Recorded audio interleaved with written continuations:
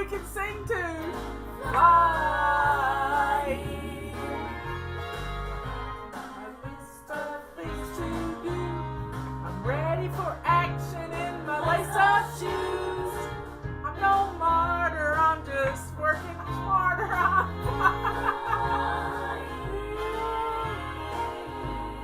Oh, that's funny. I didn't know I had those on here.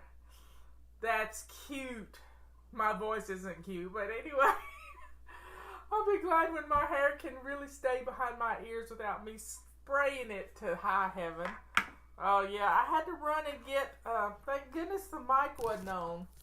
I forgot my remote control and I had to go get my remote control. And because yesterday I noticed it had some little white crud back here. And Robert worked on it for me because one of the batteries had corroded. So he fixed it. It's nice to have a fix-it man around the house. Anyway, so today, everybody's getting in here. What day is today? Today is Wednesday. It is anti-procrastination day, but it's also the first day of the month.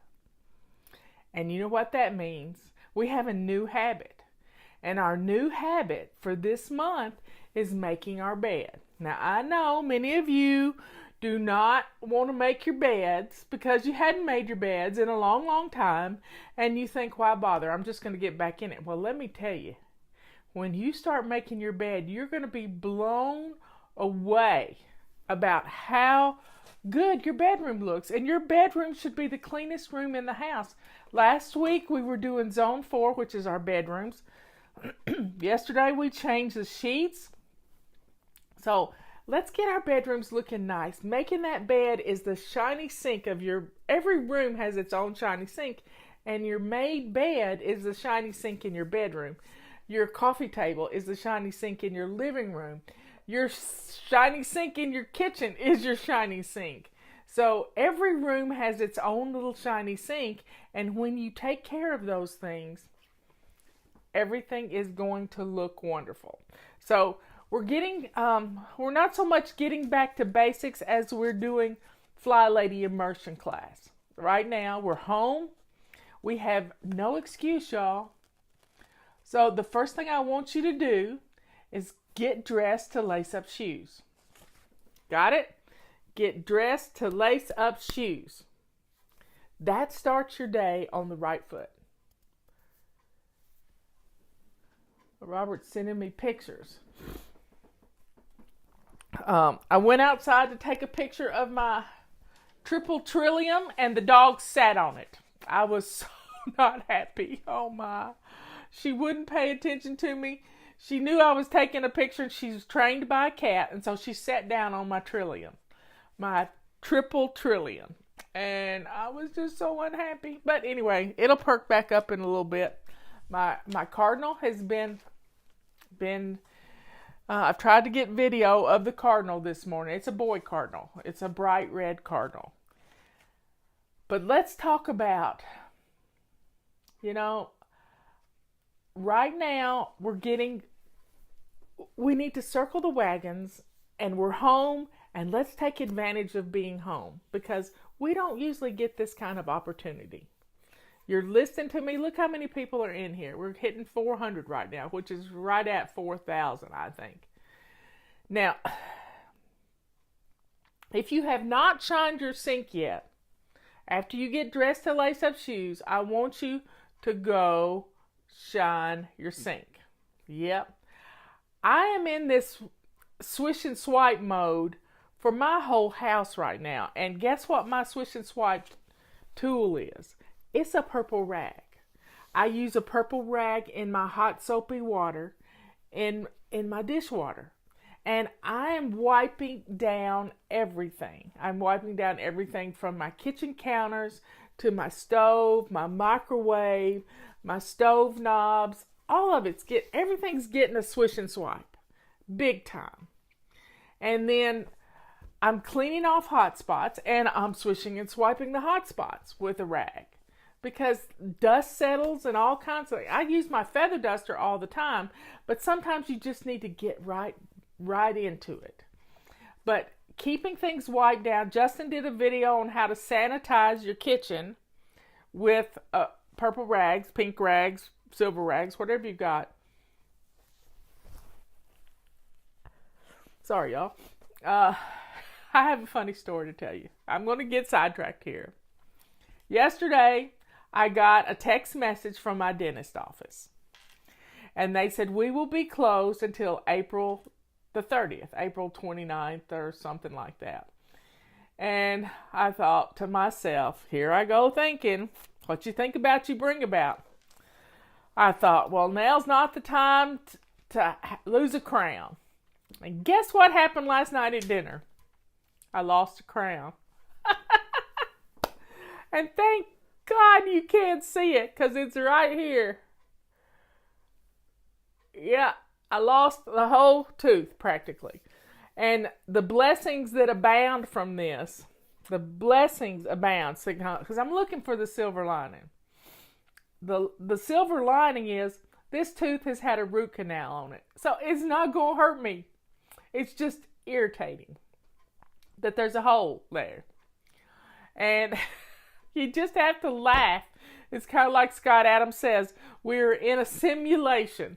So I got the text message that said my dentist office is closed, and I have my dentist cell phone number. So I called him on his cell phone because he's called me needing favors, and I called him needing a favor. And he said, I can meet you at the office. I said, Dempsey, it's no need. No need. We have been asked to, stay home, and I'm going to protect you because if I start hurting, I'll let you know. But it's not going to hurt because it has a root canal in it. Oh, my bird's back. Did y'all hear that? My bird's back. There it is in the window. Yep. It's coming to the window. Let's see if I can focus the... Let me see if I can...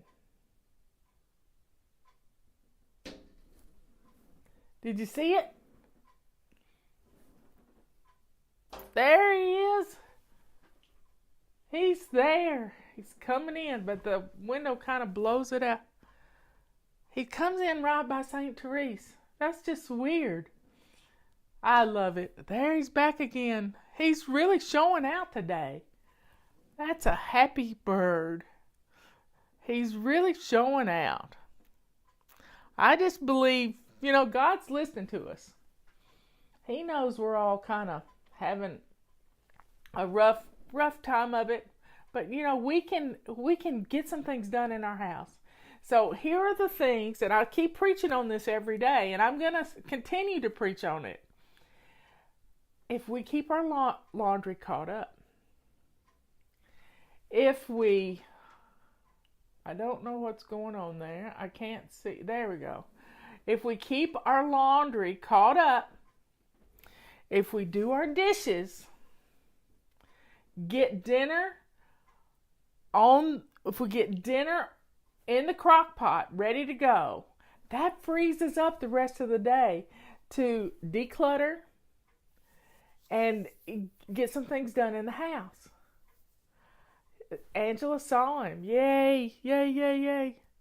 Because the window kind of blows it out unless it's a rainy day like yesterday. But the main thing we got to do is take care of ourselves. If you don't take care of you, who will?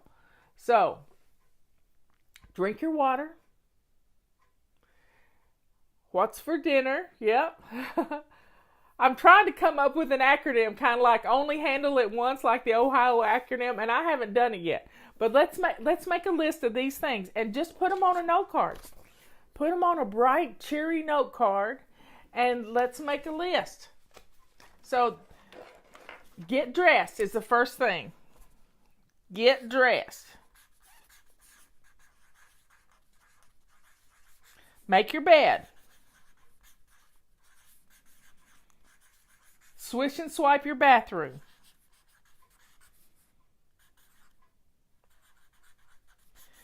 What's the next thing? Laundry. A load of laundry. Okay. Empty dishwasher.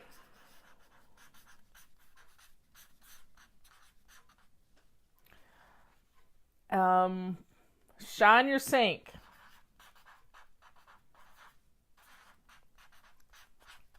And I keep a sink full of hot soapy water going all day long at this time that we need to keep everything sanitized.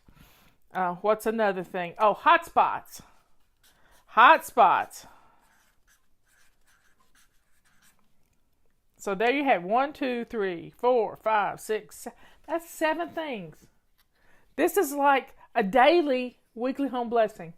7 things. Get up and get dressed. Make your bed. Swish and swipe your bathroom. Bam. That part of the house is done. Grab a load of laundry. Put it in the washing machine. Empty your dishwasher. Get something in the crock pot for dinner. And shine your sink while you're in the kitchen. And then put out the hot spots. You know where those hot spots are. Your dining table, your island, your coffee table in your living room. See? If we'll do these 7 things every day, your house is going to be wonderful. Absolutely wonderful. So let's get these things done. So what's for dinner at your house? What's for dinner at your house? Knowing what's for dinner is going to make your day wonderful, because you're going to feel at ease. Now you can have little things for lunch. You know, you can fix the kids a peanut butter and jelly sandwich, and you can have something. You can have leftovers from last night. I loved planned leftovers. I've got some leftover chicken, and today is Wednesday. It's anti-procrastination day, so we're going to factor in our basic weekly plan. So Monday we do weekly home blessing, but we didn't do it Monday because I was out and about. So we did it on Tuesday. So you don't have to be a perfectionist about weekly home blessing. You do it when you can. I like to do it twice a week sometimes to recover from the weekend and to get ready for the weekend. But you know, when you're staying home, the more you're home, the messier your house is going to get, unless you do a simple weekly home blessing and get things put away. So if you get something out, put it away. If you get it out, put it away.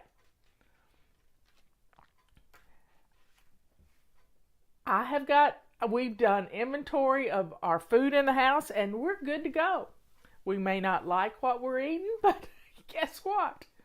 We're not going to be stuck in some rut. So if you come up with 7 meals, and Leanne can help you. 7 meals. And she's got her dinner answers for $7 for a month. $7 a month. Guess what? Since you're not going to Starbucks, you got $7. I guarantee you got $7. And this can help you plan those 7 meals. And if you have 7 meals, you're going to feel at ease. Yeah, you're going to feel good about what you're cooking. And that's just what you have to do every week, these same 7 meals. I saw a recipe for the tater tot casserole the other night on Facebook, and I almost gagged, y'all. It had mustard in it, and I just couldn't even imagine. But anyway, I digress. But we have potatoes. We have onions. Leanne said, Marla, I'm getting low of onions. And I said, I got 2.5 bags of onions, Leanne. You can come and get some onions. And she'll keep her distance, and we're going to share. We miss each other. We always had dinner together every Wednesday night. We miss each other. So we spent an hour on the phone yesterday while we cooked dinner. And she made lasagna and I made carbonara. And we don't eat pasta. So, here's the deal. If you want to make a tater tot casserole, grate up your own potatoes. Don't use tater tots. You use your own potatoes. Yeah. So Leanne's needing onions. I got onions, and we're going to keep our social distancing. We'll be fine. We won't be hugging each other, and it'll be fine. It'll be just fine. Yep, she misses me too. So if we can get dinner going and dress to lace up shoes, not jammy mode. Nope. It's not pajama casual anymore. It's get dressed to lace up shoes. We have stuff to do. We have stuff to do. So, grated cauliflower. Wow, that's interesting. Making a tater tot casserole with grated cauliflower. That's interesting. You can put any vegetable in it. We have a favorite restaurant here, the Fish Camp, and they do a cabbage casserole. Who ate the pasta? I ate pasta last night. Yep. Leanne ate pasta last night because she made you a lasagna yesterday, and I laughed till I hurt watching her do this lasagna because she's lathering on the ricotta cheese, and she's just having so much fun putting together this. And she made a small lasagna. I don't know how to make small lasagnas. I make big lasagnas, and one time I made 8 lasagnas and put them in the freezer to take to friends when they needed something.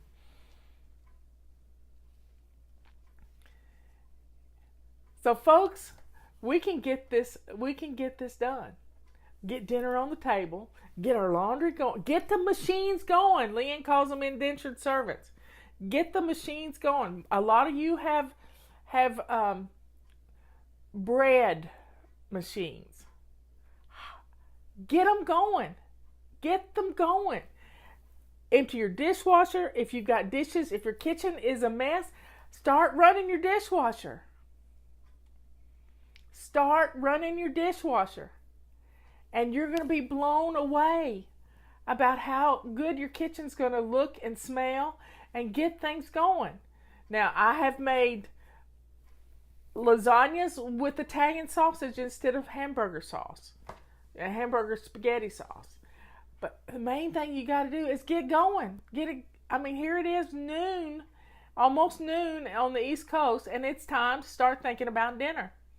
So get your dishes done, get your laundry going, and keep this going every day. If you do your dishes and your laundry and clear out your hot spots, your house is going to be fine. It's going to look great. And then you have time to play and help educate your children because they're having to do homework. They're not playing. They're not on vacation, and you're not on vacation. You have a job to do. You got the most important job in the world, and that's to educate your little children. If you're retired and you don't have any children at home, your job is to get your home ready for this to be over with. So we can have a party. Let's plan for a party. Let's plan for a party. We can get through this, and we can get through it and have some fun. And I got to thinking yesterday, I know what the problem is. I know what the problem. I got lots of cabbage too, Leanne. I don't need any more cabbage. I got 2 heads. Because I'm going to make some stir-fried cabbage with bacon. But I got to thinking about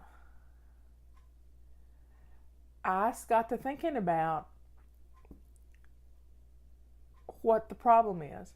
And it's because we live in a just-in-time inventory world. Everything from your home to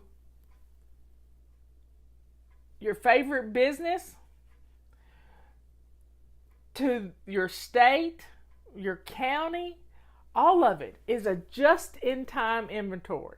So here's how it works.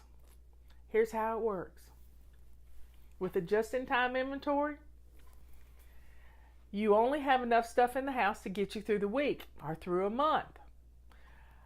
But many years ago, I adopted a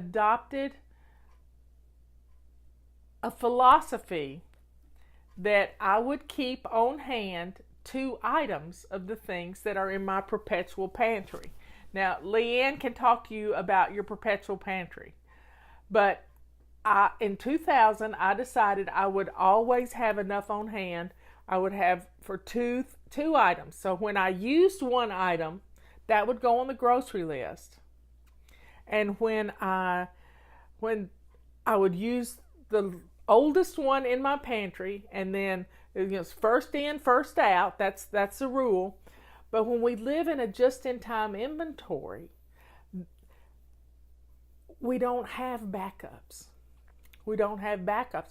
So when there is a problem with the supply chain, which has been the problem with our supply chain, when 2 big ships from China get turned around with all of our protection devices for our hospitals, and they go back to China to save them from this virus, you know what? We're stuck.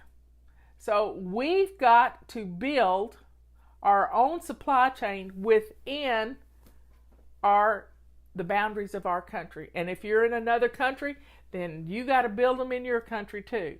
We've got to make the things we use. Thank goodness we make toilet paper here, because we have reserves of national forests. That's why we have national forests. Did you know that toilet paper comes from trees? Yes, it does. It comes from trees. It's a byproduct of the lumber industry. The chips. Guess who used to be in the lumber industry? Yep, I ran a sawmill, and we sold trailer truckloads of wood chips to make toilet paper. So we make toilet paper in this country. That's a wonderful thing. We're not going to run out of toilet paper because trees are a renewable resource. Yes, they are. I have a forest, 10 acres of forest. We can heat our home if we have to with the trees.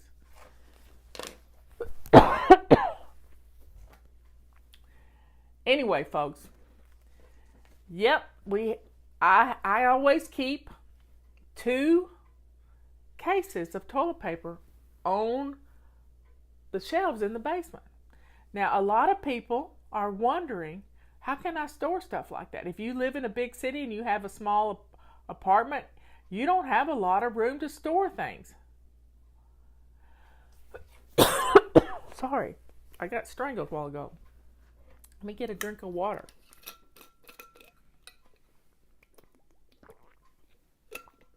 Okay. So, yeah, I've done a lot of things. I worked in a furniture store. I did their books, but I also cleaned air conditioners and fixed vacuum cleaners. I've done a lot of things, but everything I've ever done has prepared me for this moment in time, for such a time as this. Yep, I used that quote this morning. It's from the Bible. I don't know where it comes from. Somebody can tell me. For such a time as this. I think it's Esther something. I've done a lot of things, and I've been good at a lot of things. As Scott Adams says, I have this talent stack. I kept books. That's what I went to school for. In fact, it was my bookkeeper that recommended me for the job that I got with her dad. Yep. I kept books. I worked on things because I like to tinker. What else did I do? When I moved to North Carolina, I used to teach fly fishing. That's how I got my nickname. I used to teach fly fishing. But before that, I ran a sawmill. When my boss died, we closed down his company, and I went to work the next day for this sawmill. Yep. I went to work for this sawmill, and there was 40 men working there. I kept the books. I was also the manager. I did a lot of things. And we made pallets for businesses to ship products on. And then when I moved to North Carolina, I worked at Kmart. It wasn't the greatest job, but I needed a job, and I knew I was a geek back then too. So I liked electronics, and I worked in the electronics part of the Kmart store, and had to deal with a bad person who was my manager, and he was hateful, and he took great opportunity to belittle me because I wasn't a little person. He liked the little skinny girls, but he didn't like the big girls. So, and then I went to work at Earthshine Mountain Lodge, helping teach kids about nature and hiking and the outdoors. Right up my alley. And then I met Robert, and I started volunteering at our Republican headquarters. And then I realized that our county commissioner was going to get elected to the North Carolina House of Representatives. I said, honey, I think I want to put my name in for that. So Robert ran the campaign for me, told me what to do, and I got nominated to replace her because of toilet paper, y'all. Because of toilet paper. Our congressman's wife was one of our precinct chairs, and she said, well, what do you think about the lumber industry? They had a lot of trees, and they harvest a lot of trees. And I said, well, I think every tree hugger should go without toilet paper for a month. And she just died laughing.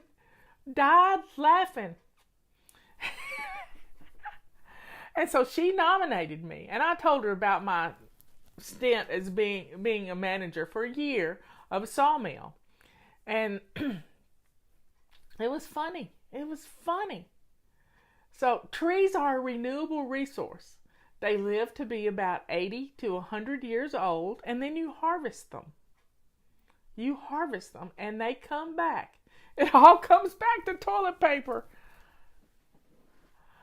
So somebody said they're a tree hugger. I'm a tree hugger, but I get your point. We're all kind of might have to go without toilet. Maybe we're going to come up with a new way to clean our bottoms, So it's all good. And so then I got nominated to be a county commissioner. I served 6 years. 2 years of being nominated in a 4-year term. I got elected. And then I got unelected by 27 votes in a primary. So always go vote. Go vote, because small voting times really make for skewed elections.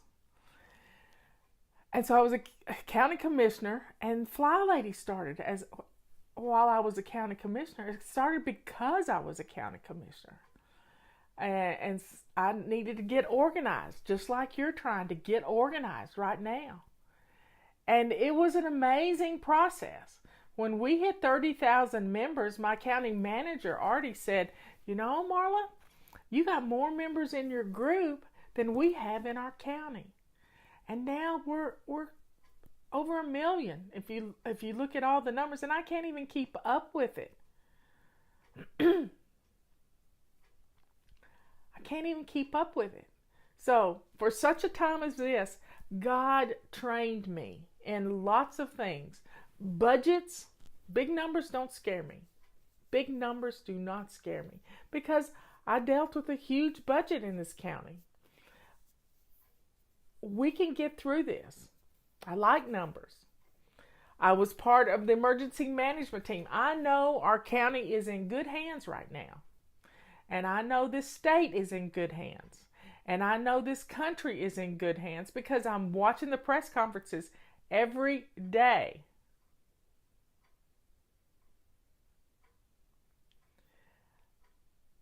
We can do this, folks. We can get through this, and we're all honing our skills. Now, if we can get rid of the clutter in our house, we're going to have storage spaces. Yeah. let's get rid of those coats that we don't wear anymore and make some space in our closet, our coat closets.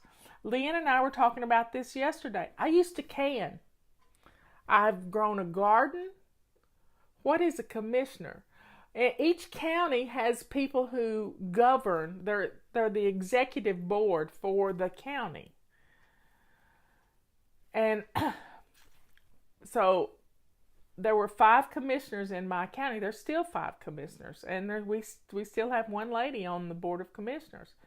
But I served 6 years, and I did my time for my community. I did it because my house was in order.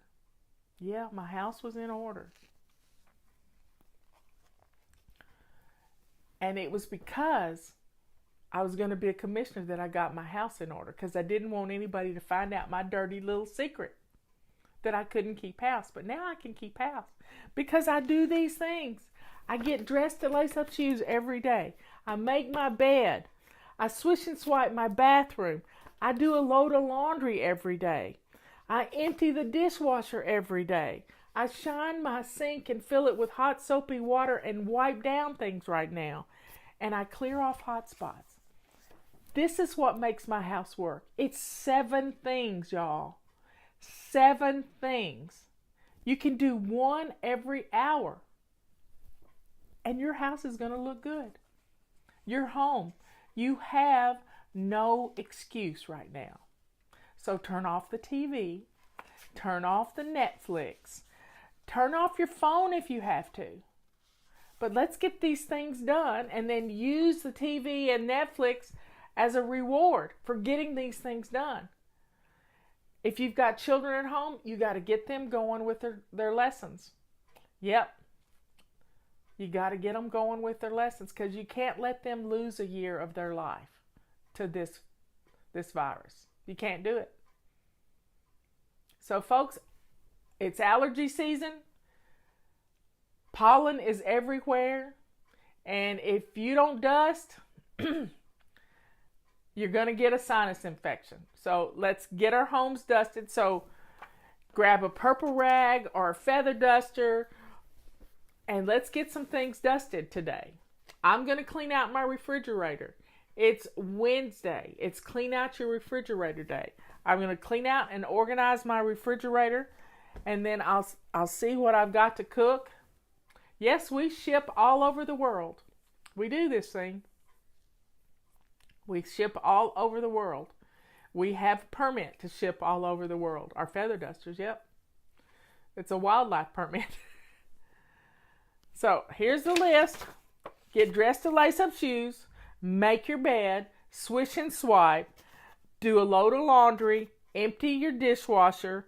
Shine your sink and wipe down your surfaces and clear off your hot spots. You do these things every day, you're flying. And your house is going to look good. It's going to smell good because you're going to put something with your kitchen clean. You don't mind cooking. So let's get dinner on. Let's do it. Now, when it comes to feather dusters, you remember the song, you don't pull on Superman's cape. You don't spit into the wind. You don't pull the mask off the old Lone Ranger. That was from the 70s, I'm telling you. I can't remember the name of the song. But when you take your duster outside, if you have allergies, you need to wrap up with a scarf and put it all over your head and eyes. And then go outside and don't face the wind so the dust is going to blow back. Turn your back to the wind and stretch your arm out as far as you can get it and shake the dust and turn your head away. Got it? This is going to keep the pollen from getting in you. You don't mess around with Jim. Oh, bad, Leroy Brown. Yep, y'all remember the song. So pull it up, listen to it, and feather dust to that song. Let's get the dust out of our houses. Let's do it. You're home, and let's get the houses in order, because we can have some fun. We can take care of ourselves. We can drink our vitamin C water. I'm going to put on Leroy Brown as soon as I get off here because I just want to hear the song.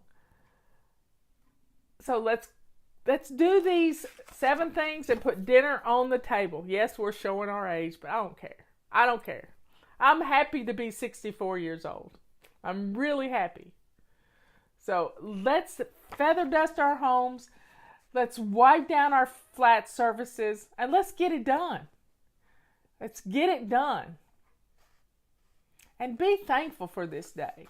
And when you're washing your hands, and if you haven't watched Leanne's video she posted yesterday, go to savingdinner.com. I think I posted it too, of how you wash your hands. How you wash your hands. Let's get a system for washing your hands so you don't miss a single spot. Wash your wrist, tops of your hands, fingers.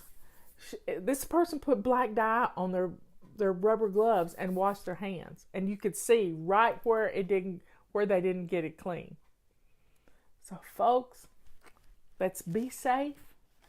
Let's take advantage of this time. Let's clear out some cubby holes so we can have an inventory in our house of the things we need. And you may need to put together a control journal so you can remember where you stash stuff. Ask me why I know. Yep.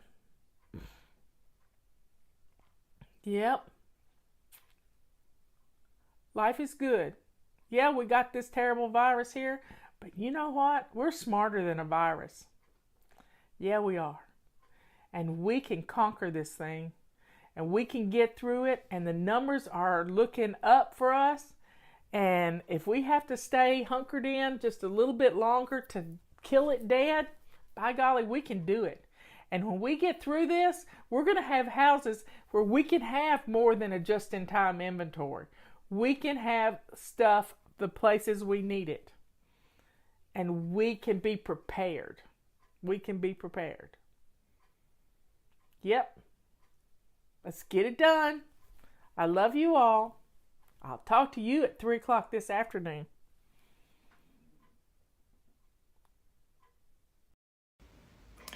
Hey everybody, let's roast a turkey.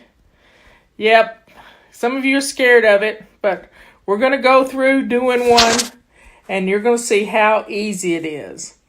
I have looked on the tag, and my bird weighs 13 pounds, 0.14, and you multiply that by 13 minutes, and you get 2 hours and 51 minutes that this bird's got to cook. Now, Here's what's going in the bird: an onion, a carrot, an apple, a stalk of celery. Here's a picture of all of it. I got it all laid out so I don't have to go hunting for it with turkey hands. So get out your rubber gloves and let's get started. I've got a pair of surgical gloves here. They are sanitized and ready to go. First thing you got to do is get the bird out of the package. And if you don't have rubber gloves, you can wear some Ziploc bags on your hands. That's a funny thing, but it would work too. Now, let's get that bird out of its packaging. It's in a nylon net, and it's in my clean and shiny sink. So let's get started. Let's cut that thing off of there. It's not a very big bird, but it's clumsy. I don't think I could handle a much bigger bird because you got to be careful. You got to cut the end off, and then you got to cut the package off and get down in there and get all the giblets out of it. There's a packet in the neck of the bird, and then the neck is in the other end of the bird. The neck is not where the neck is supposed to be, in other words. And sometimes, now this was a thawed bird, a fresh bird that Robert got at the grocery store. So it was still not frozen, but it was still kind of a little frozen on the inside. But it was not so much so that I couldn't cook it. Now, taking it out is not easy. These scissors go in my dishwasher when I'm finished. because I don't keep anything, everything's got to be sterilized when I get through touching this bird. Everything has to be sterilized. Turkey juice. So it's got to go through the dishwasher. And your roasting pan, my roasting pan is, there's the giblets. And now for the neck, which is stuck in the other end. And it was a bit frozen, so it was hard to get out of there. But you get your roasting pan out, and your roasting pan has the bottom, and then you've got the rack. Yes, I'm and correct. I don't like the turkey to sit down in its own juices. I want the juices to drain off, and I want to keep them in the pan, and I don't want them to burn either. So we're gonna, once we get this turkey stuffed with some celery and an apple and an orange, there's not a lot of room in there, so I've chopped it all up. Cut it half in two. I didn't even bother peeling the onion. And I'm having a little trouble getting the neck out. It's there. Finally got it. Finally got it. Now you start stuffing it's not really stuffing it. You're just putting some veggies in there so that the drippings from the turkey are going to taste better. You got to wash this thing and rub it down good with just cold water, and then we're going to pat it dry with paper towel so that the butter will stick to it, because we're going to stick a little butter underneath the skin, and we're going to stick we're going to rub it down in butter. I'm going to stick the celery in it right now, and we're just going to poke it in there. I know this looks gross, but hey, somebody's got to do it, because you want this turkey on your table. This afternoon I showed you the blow-up turkey, which is funny. But you just have to put these things in there and everything will be fine. Put some apple in there. This just makes the drippings taste so good. And just keep poking it in there as best you can. Carrot's a little sweet. That makes it nice too.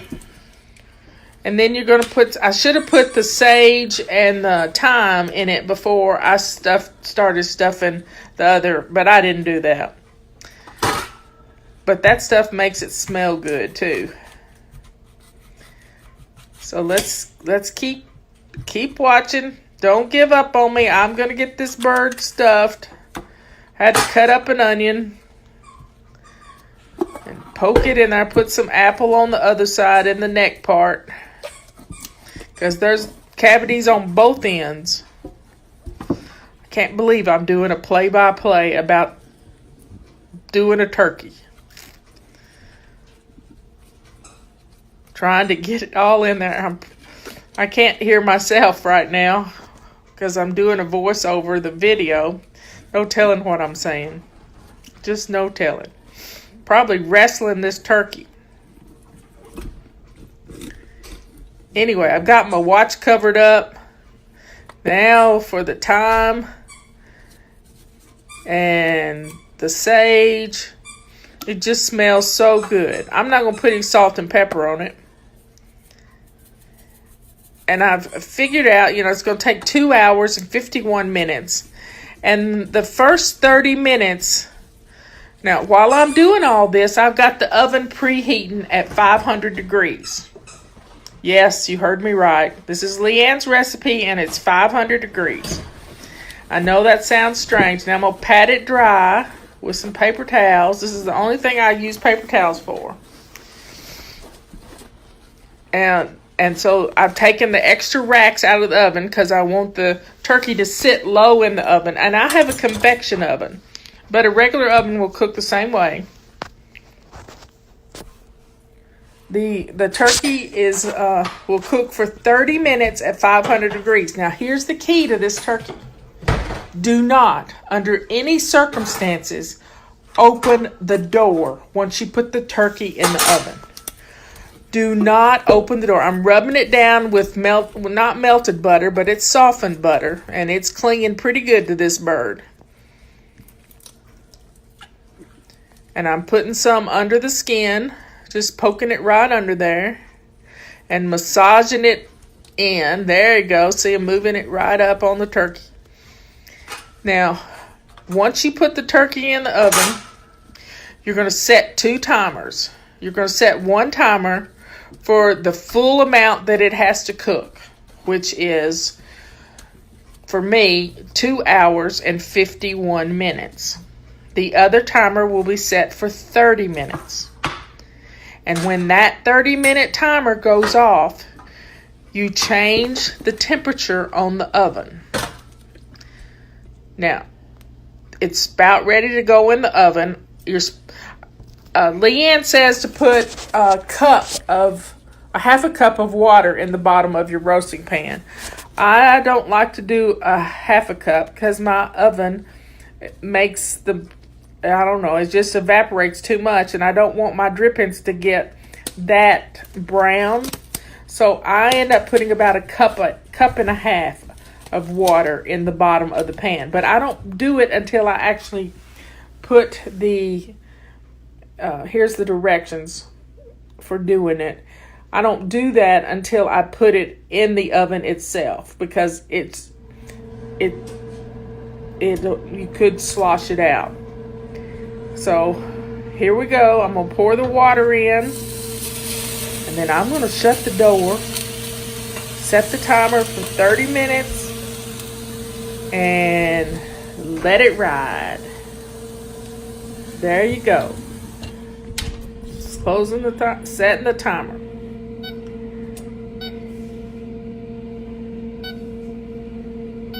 So 30 minutes at 500 degrees. I know that sounds high, but it isn't. And I'm going to do 2 hours and 51 minutes is the total time it cooks. And that's all you have to do.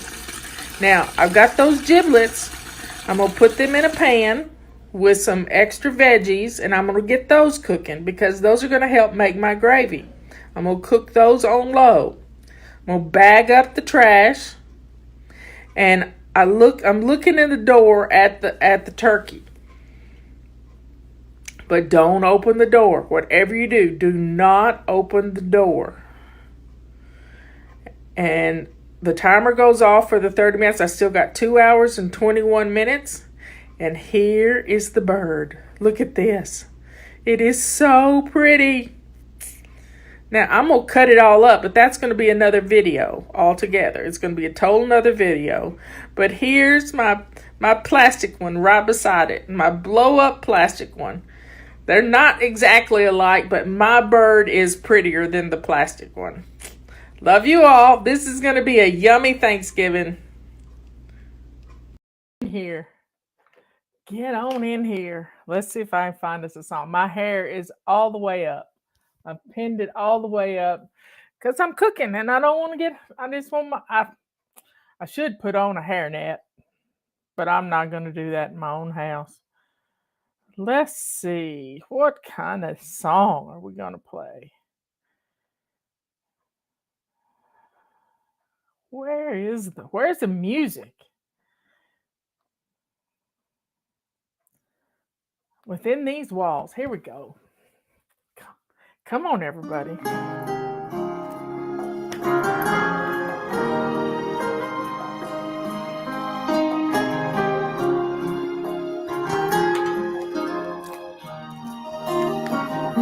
Within these walls, home is just a word, a fairy tale I'd heard that always kept me searching. Within these walls, home is now the place of refuge and escape. Serenity surrounds me. A miracle is happening to me. Can I do it? And I'm learning what a home can be. Within these walls, I have learned to fly, to take charge of my life and find the peace inside of me. Within these walls, we love and work and play. finding joy along the way. Now I want to stay with these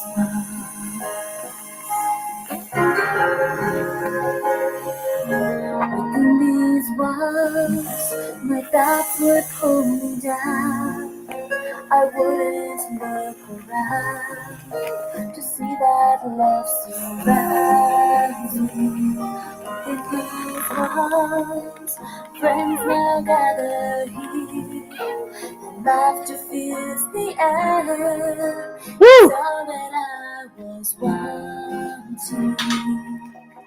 I've tried before to do it on my own.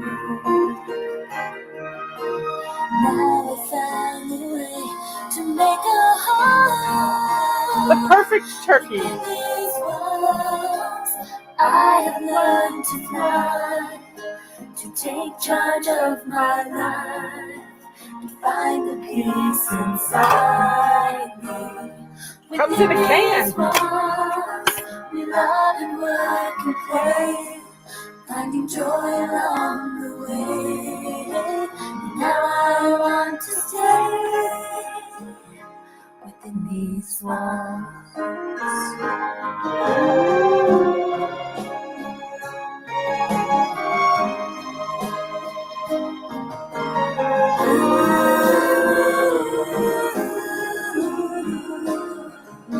Within these walls, I have learned to fly, to take charge of my life, and find the peace inside me.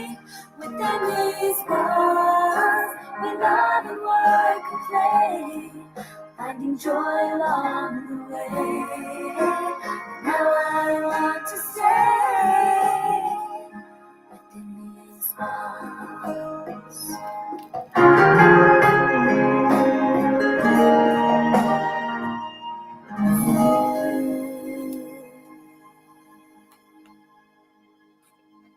There you have it, y'all.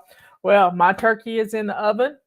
It's past its 30-minute mark, which means I have to turn. I just posted the YouTube video on Facebook for everybody. And this is the turkey that I will put on a pretty platter with a pretty garnish. And this is the perfect looking turkey, but mine looks better than this turkey. But hey, you got to have fun, because I'm going to cut my turkey up this evening, put it in a roasting pan, and put a little broth in with it. And I am going to heat it up tomorrow. I was looking and I found my little old time control journal. And I have really had some fun with this. Cookbooks to write, children's books. What's next? Yeah.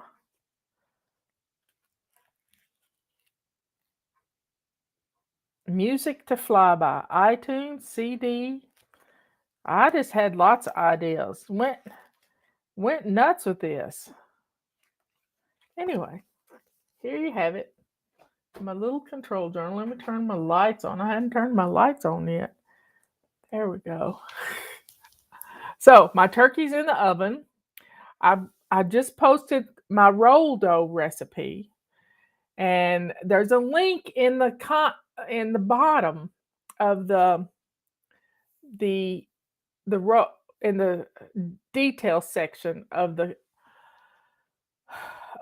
YouTube video, that you can just click the link and print it out, and you've got the recipe right there. My roll dough takes 10 cups of flour. 10 cups of flour. You could cut it in half if you wanted to, but I usually make pans of rolls, but then I also make cinnamon rolls, and I make things for Christmas. I may cut it in half because it's all fun. It's all fun, and I just take my time and putter around and do things. And so the turkey, everything's been sanitized from the turkey. The turkey is cooking right now. I got the innards cooking, and I will cook some more. I'll cook the carcass all night long, and then I'll make gravy out of that. Sugar-free cranberry sauce. Wow, I've never heard of such. Anyway, gluten-free, sugar-free. That's great. But once a year you can eat Thanksgiving dinner or Christmas dinner. Say a prayer for this podcaster I listen to, Nino Rodriguez. His uncle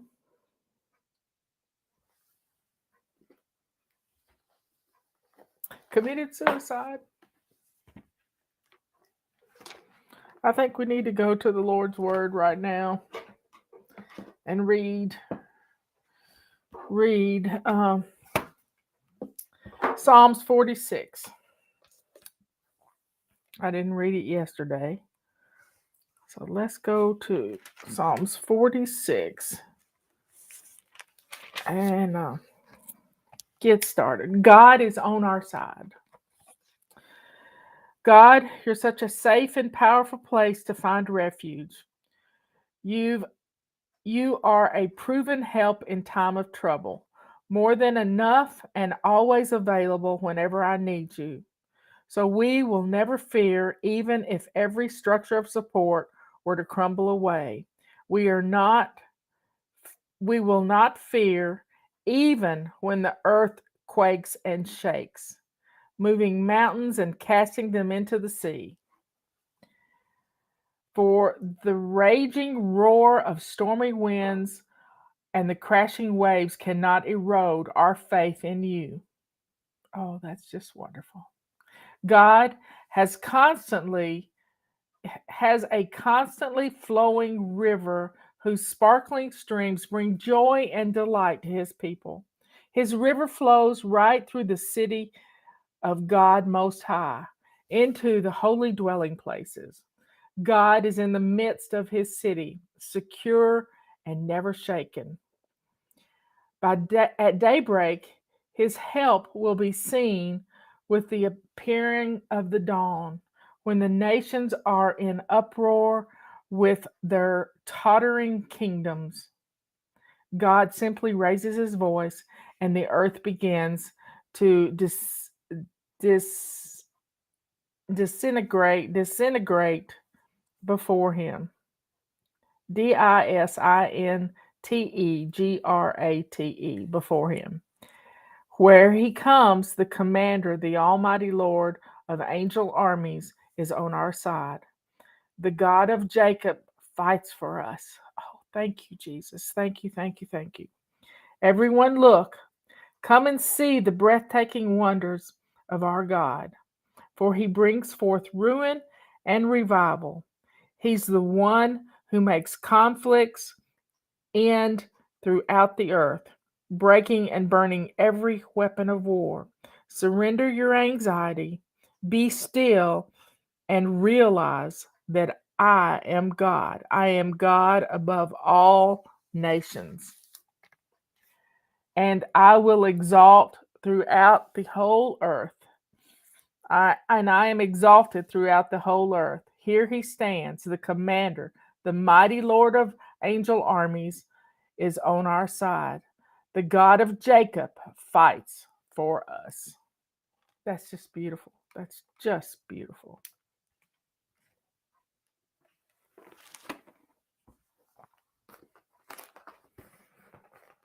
So let's go to the Lord in prayer. Dear Father in heaven, we thank you for all the many wonderful blessings you give us. Thank you for the laughter that we get to have by having a blow up turkey. Thank you for the pace of slow and steady that keeps me going and helps me to get things done. Thank you for not allowing me to get in a hurry, because hurry only hurts us and makes us anxious. Thank you for all the love that you've given us, for sending your son to die for us. Please be with Mr. Rodriguez and his family in this time of terrible tragedy in his life. It was his favorite uncle.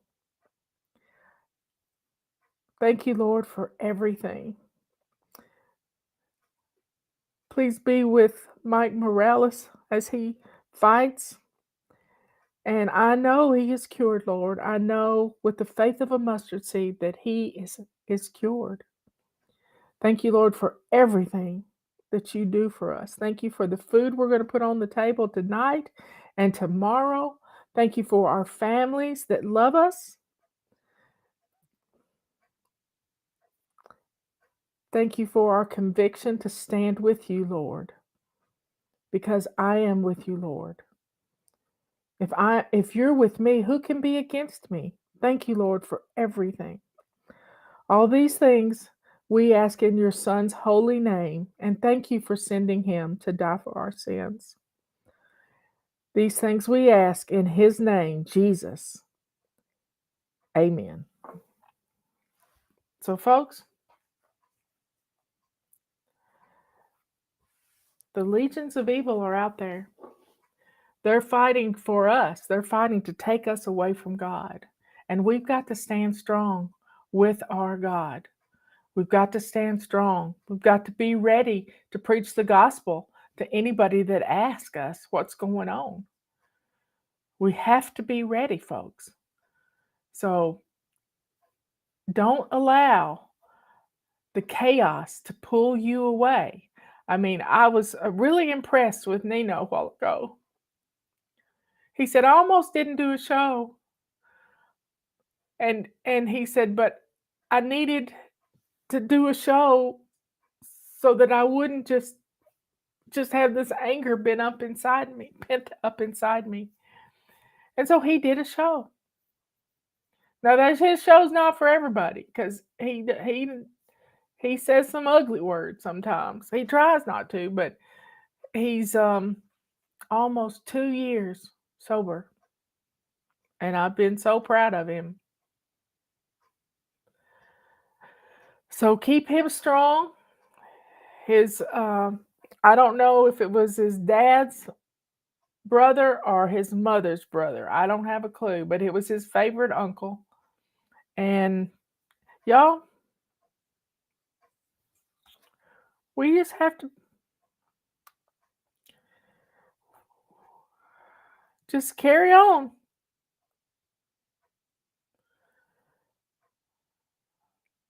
I'm going to end the show with this.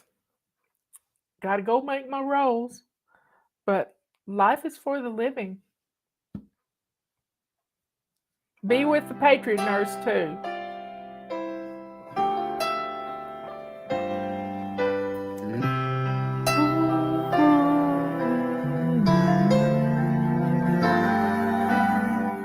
I looked down and saw he had a smile upon his face. Even on this sad occasion, it was perfectly in place. He was my favorite uncle, everybody's friend, and I can still hear him say, right up till the end, life is for the living.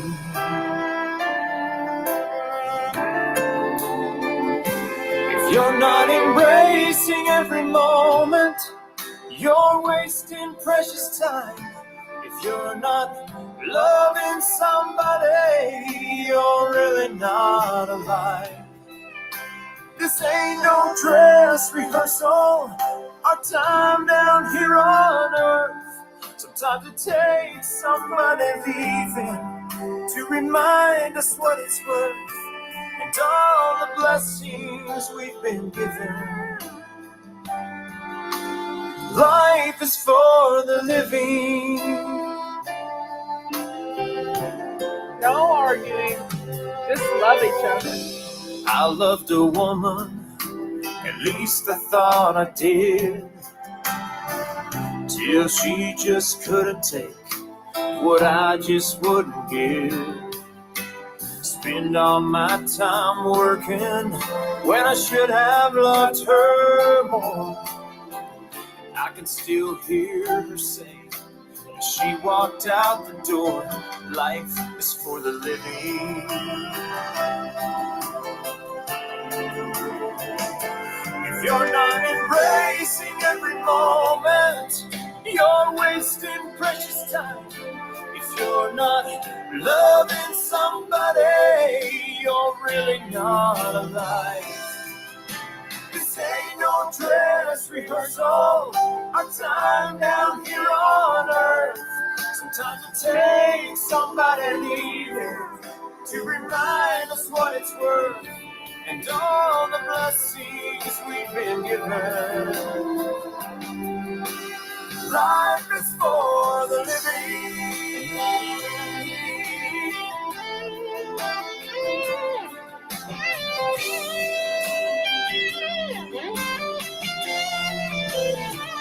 No, this ain't no dress rehearsal. Our time down here on earth. Sometimes it takes somebody leaving to remind us what it's worth and all the blessings we've been given. Life is for the living. Life is for the living.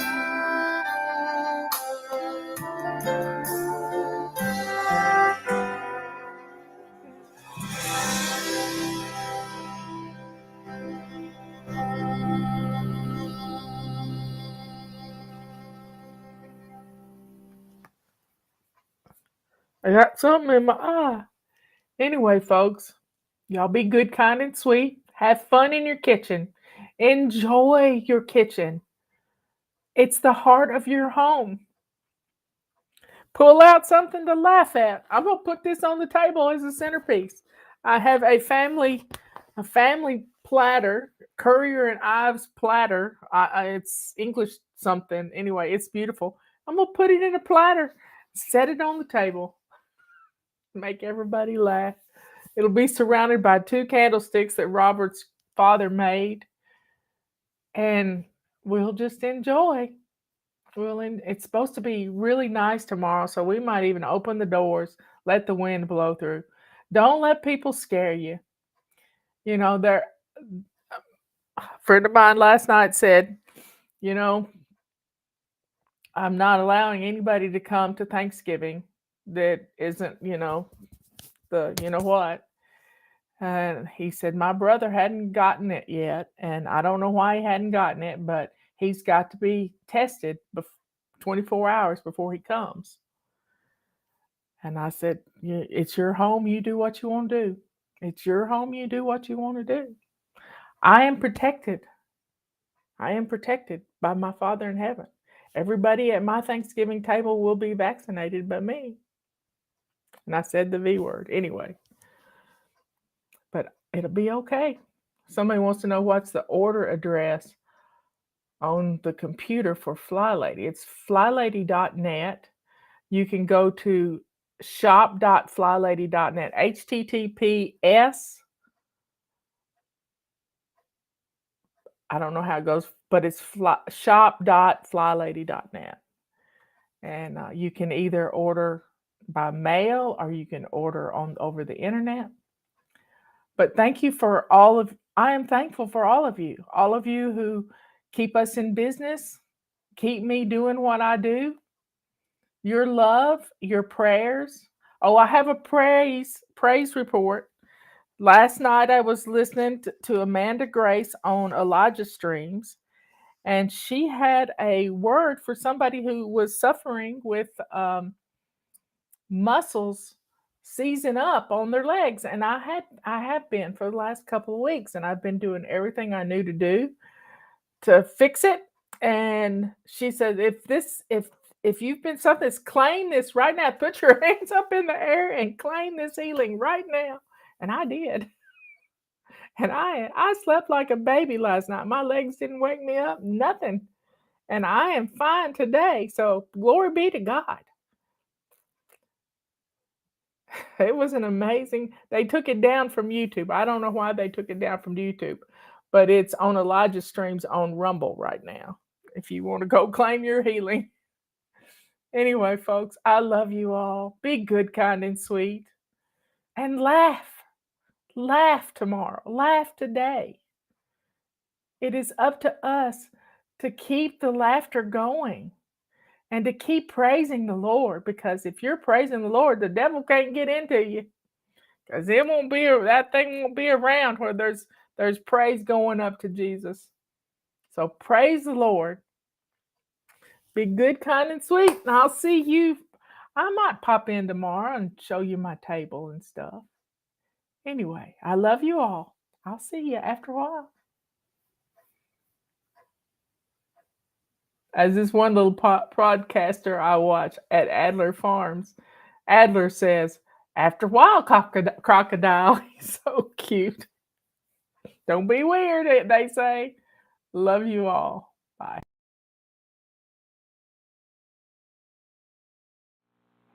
Well, hello, everybody. I'm going to set the stage for you. Here's the scenario. Your mother-in-law has just called, and she is coming in an hour. What do you do now? And I have an answer for you. It's called Crisis Cleaning 101, and I'm going to talk you through it. We're going to set some timers. We're going to take care of ourselves in the process. We're not going to panic. Now, let me reiterate that. We're not going to panic, because when you start looking at the big picture instead of one thing at a time, you spin around like a chicken with its head cut off, and you can't function. So here's what we're going to start with. I want you to get a bottle of water. I want you to grab a cheese stick or something to eat out of the refrigerator, some protein. Let's get some food in us real fast, because we only have an hour, and we're going to get started. Now, you don't want to look like a hag when your mother-in-law gets there, so look at how you're dressed right this minute. Do you have on lace-up shoes? We got to start with lace-up shoes. Do your jeans look pretty good? And let's throw on a different T-shirt. But you can throw on the different T-shirt right before she walks in the door, because you're going to be working pretty hard right now. So I'm setting a timer for 3 minutes, and we're going to head to our kitchen. Now, in the kitchen, when the counter surfaces are piled up, your kitchen looks messy. So the first thing we're going to do is we're going to turn on some hot soapy water in the kitchen sink. Now, if you've got dishes in the sink, put them in the other sink and fill up one side of the sink with hot soapy water. You go in there. Okay. Now, while you're doing that, I'm going to talk to you a little bit. Now, we're still not going to panic. We're going to take this slow and easy. We're going to focus on the dishes and the counters right now. So as the water's running in your sink, I want you to open up the dishwasher, and is it got clean dishes or dirty dishes in it? Now, if it's got clean dishes in it, we need to put those away. It's going to take less than 2 minutes to do that. So let's start putting away those clean dishes out of the dishwasher, so you have a place to put your dirty dishes as you clean off your countertops. Now, we're not going to panic. We're going to think about what we're going to do next while we're doing this, but we're going to stay focused on what we're doing right now. Don't let the water run over in the sink, because you're hyper-focusing on emptying the dishwasher. So turn the hot water off in the sink, and let's start putting those crusty pans from on top of the stove into the water, because we're going to spend 15 minutes in the kitchen, 3 minutes at a time. Right now we're focusing on the kitchen sink and emptying the dishwasher. That's all we're really doing. We're going to get some stuff soaking so you can get them in the dishwasher and hide them, because this is what this is all about.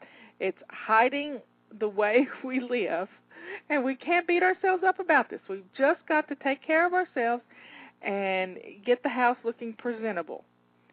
And in 15 minutes, the clue here is to spend 15 minutes in your kitchen, 15 minutes in your living room, and 15 minutes in the main bathroom of your house. That's where, in case you might have to go there, you've got to make sure that everything's clean or everything looks presentable. It may not be white glove clean, but anybody that's going to come in with a white glove in your house doesn't need to be there. And you can just meet them at the door and say, just turn around and go home. If you're going to come in here with a white glove, I don't want you here.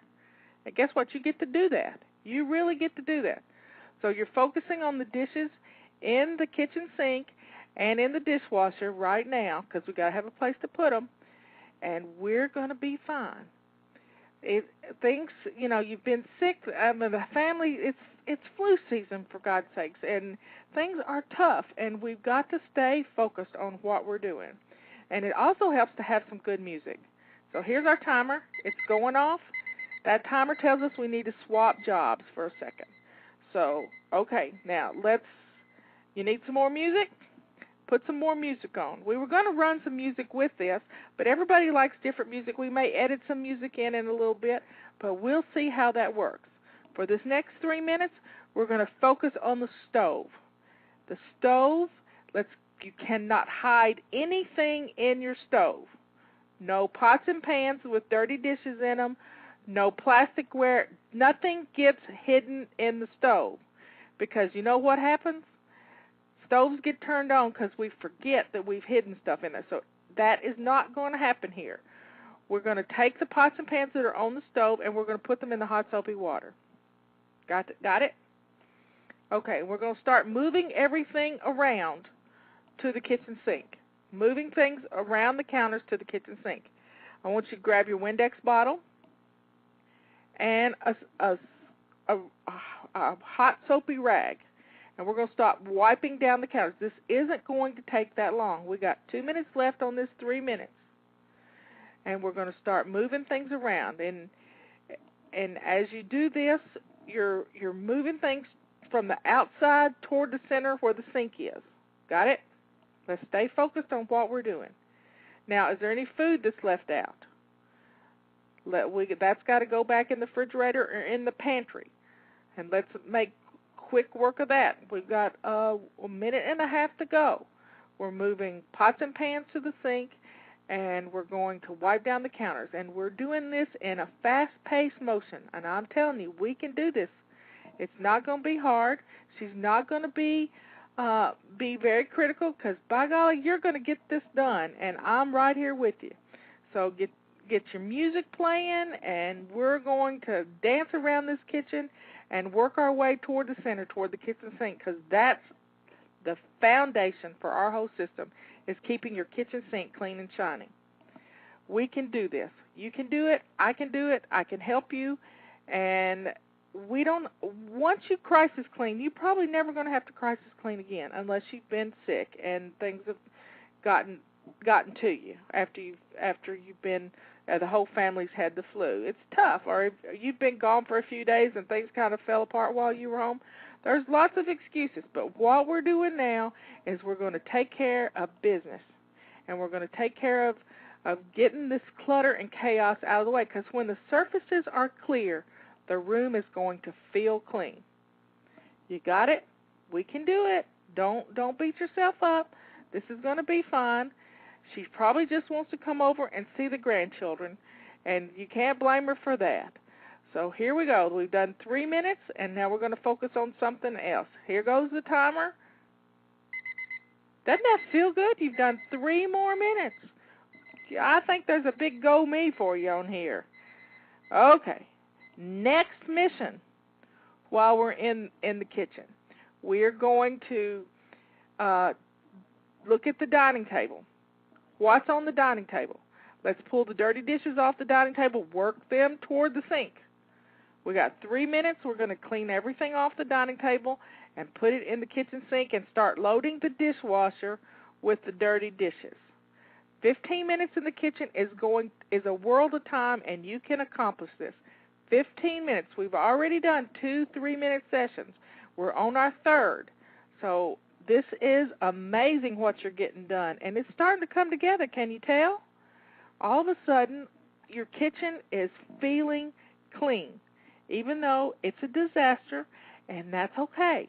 It's getting better. It's progress, not perfection. We can get this done. Now, as you get the things off the kitchen table, look at what's on. Have you got a pretty bowl that you can just plop in the middle of the table? Maybe it's a pretty casserole dish, or it's a fruit bowl that you can set in the middle of the table, or candlesticks. Just put some centerpiece in the table, because when the table has a centerpiece, you're less likely to junk it up and to leave dishes on it. So We're going to get those. We're going to go back to the kitchen sink. We've moved everything off the kitchen table, and we're going to start washing through those dishes and putting them in the dishwasher.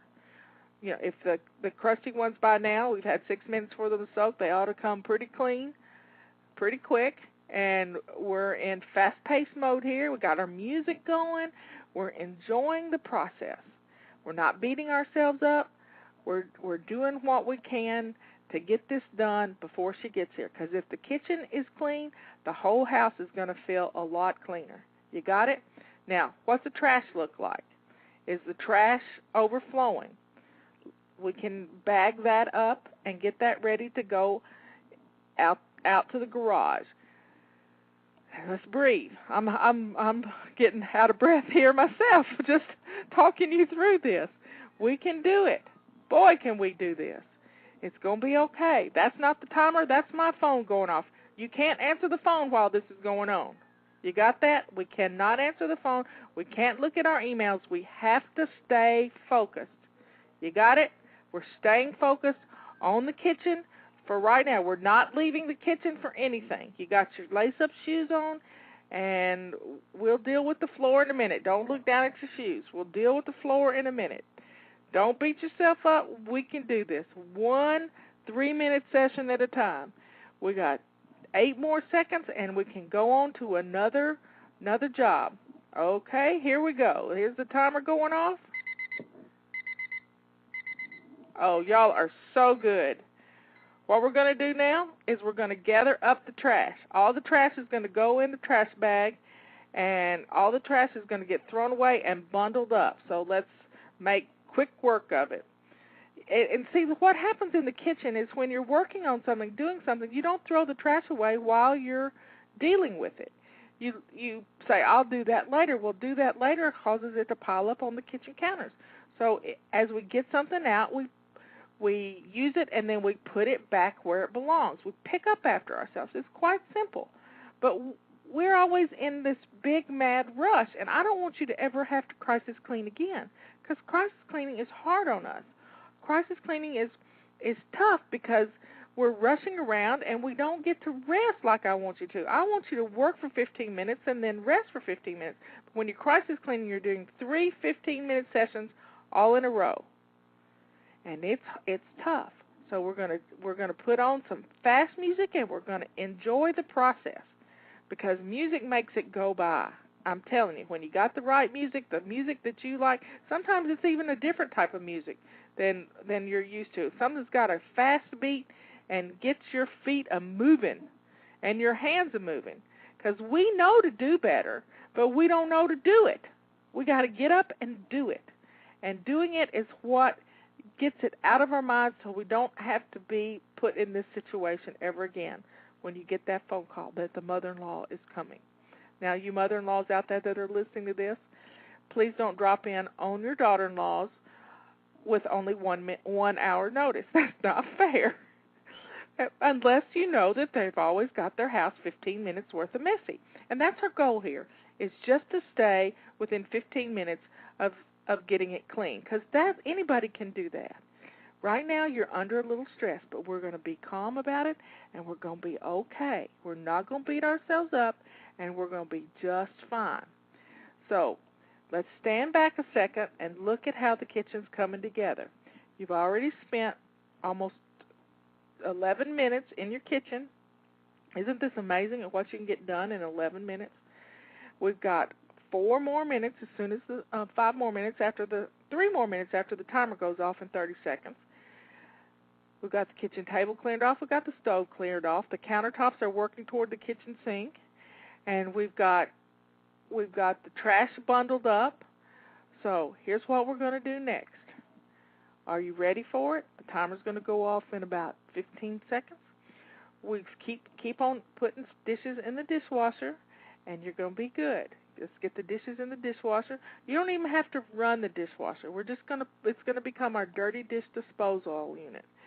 Okay, here's the timer. You've worked for a solid 9 minutes so far.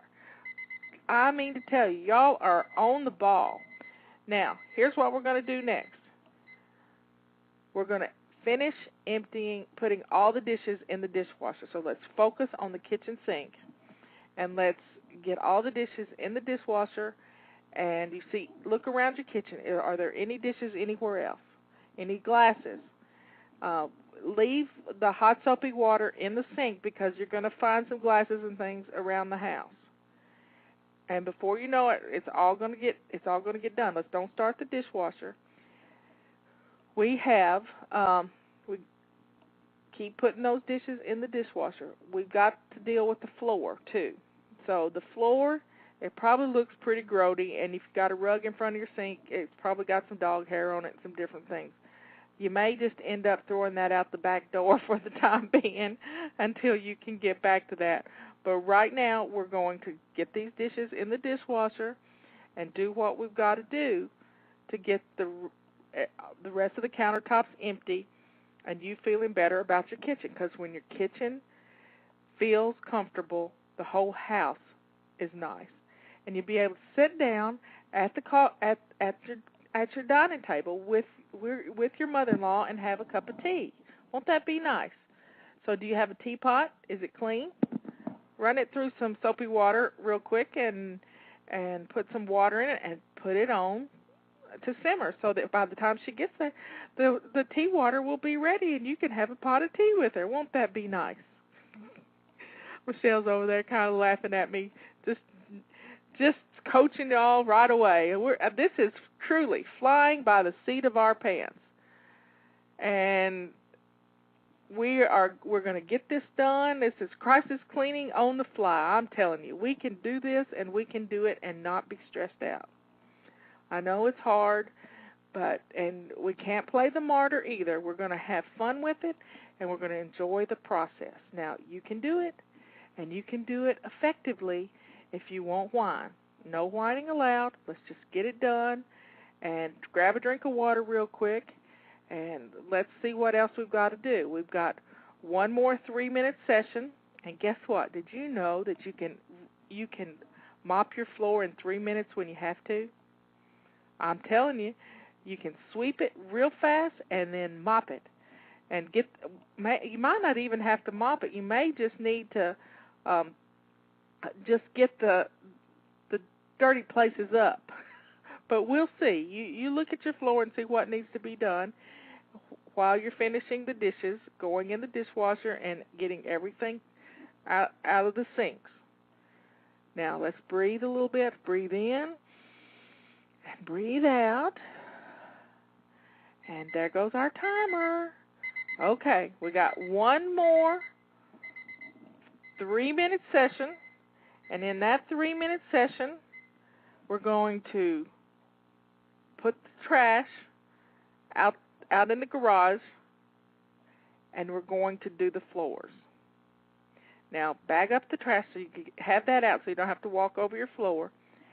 And then let's get some hot soapy water. Well, let's sweep it first. Let's sweep the floor real fast. Sweep, sweep, sweep, sweep, sweep, sweep. And wherever you keep your broom, grab it, and let's just get the corners. Sweep around things. We're going for the middles here. I mean, you get underneath if there's some dog hair and things. We got pets in our house, so we got dog hair floating around everywhere. And puppy toe prints all over the floors. So let's get the broom out, and let's look at the floor and see if it needs to be mopped real quick. Now, don't become a perfectionist about mopping this floor. This floor has been dirty for a long time, and it's not going to get clean in one 3-minute session. We're down to 2 minutes left in the kitchen, and then we're going to take a big, deep breath. But right now, we're going to get the floors clean so that they look halfway decent. They're not perfect, and I wouldn't eat off of them, but by golly, they'll pass inspection, and that's all that counts. And if you have to, you take a towel and you fill it full of hot soapy water and put it on the floor. Pam and Peggy call this slipshod cleaning, and stand on it and then just walk around the floor real quick. I mean, grab a dirty towel and just do it. It makes it easy because if the wet towel will get the most of it, and while you go into the living room to work, on the next 15 minutes, your floor dry and everything will be good. So we got 1 more minute to work on our floors. Those floors, every little mess. You know how to keep the messes from making the sticky messes in the floors? When you spill something, you grab a towel or a paper towel or a rag and you wipe it up and not let it sit there. I keep a bottle of Windex under every sink in my house. And when you have a spill, you just squirt some Windex on it, and by golly, it comes right up. Windex has just a little touch of ammonia in it. It's a great floor cleaner. I used to just clean my floors with water and ammonia. But Windex does a great job. And in a pinch, you spray it and wipe it. Spray it and wipe it. You can get the worst of the puppy toe prints up, and you got it clean. So, just take it slow and easy. I know I'm rushing you, but we're not gonna panic, because believe it or not, in 45 minutes she will be here, and maybe she'll be running a little late, but probably not. But we'll just laugh if she's early. Okay, there goes our timer. Now, what I want you to do right this minute is take a big deep breath. And breathe in and breathe out. And we're going to go on to the next room. You got it? Kitchen looks pretty good, doesn't it? You spent 15 minutes in there. You can get it done in 15 minutes. You didn't know you could do that much in 15 minutes, did you?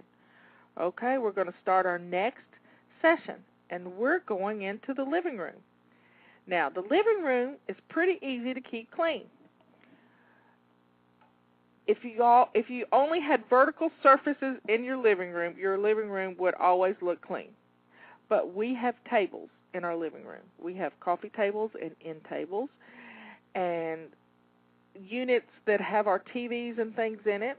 So what we're going to start with is clearing out our hot spots. You got it? You got coffee tables, you got end tables, and they're piled high.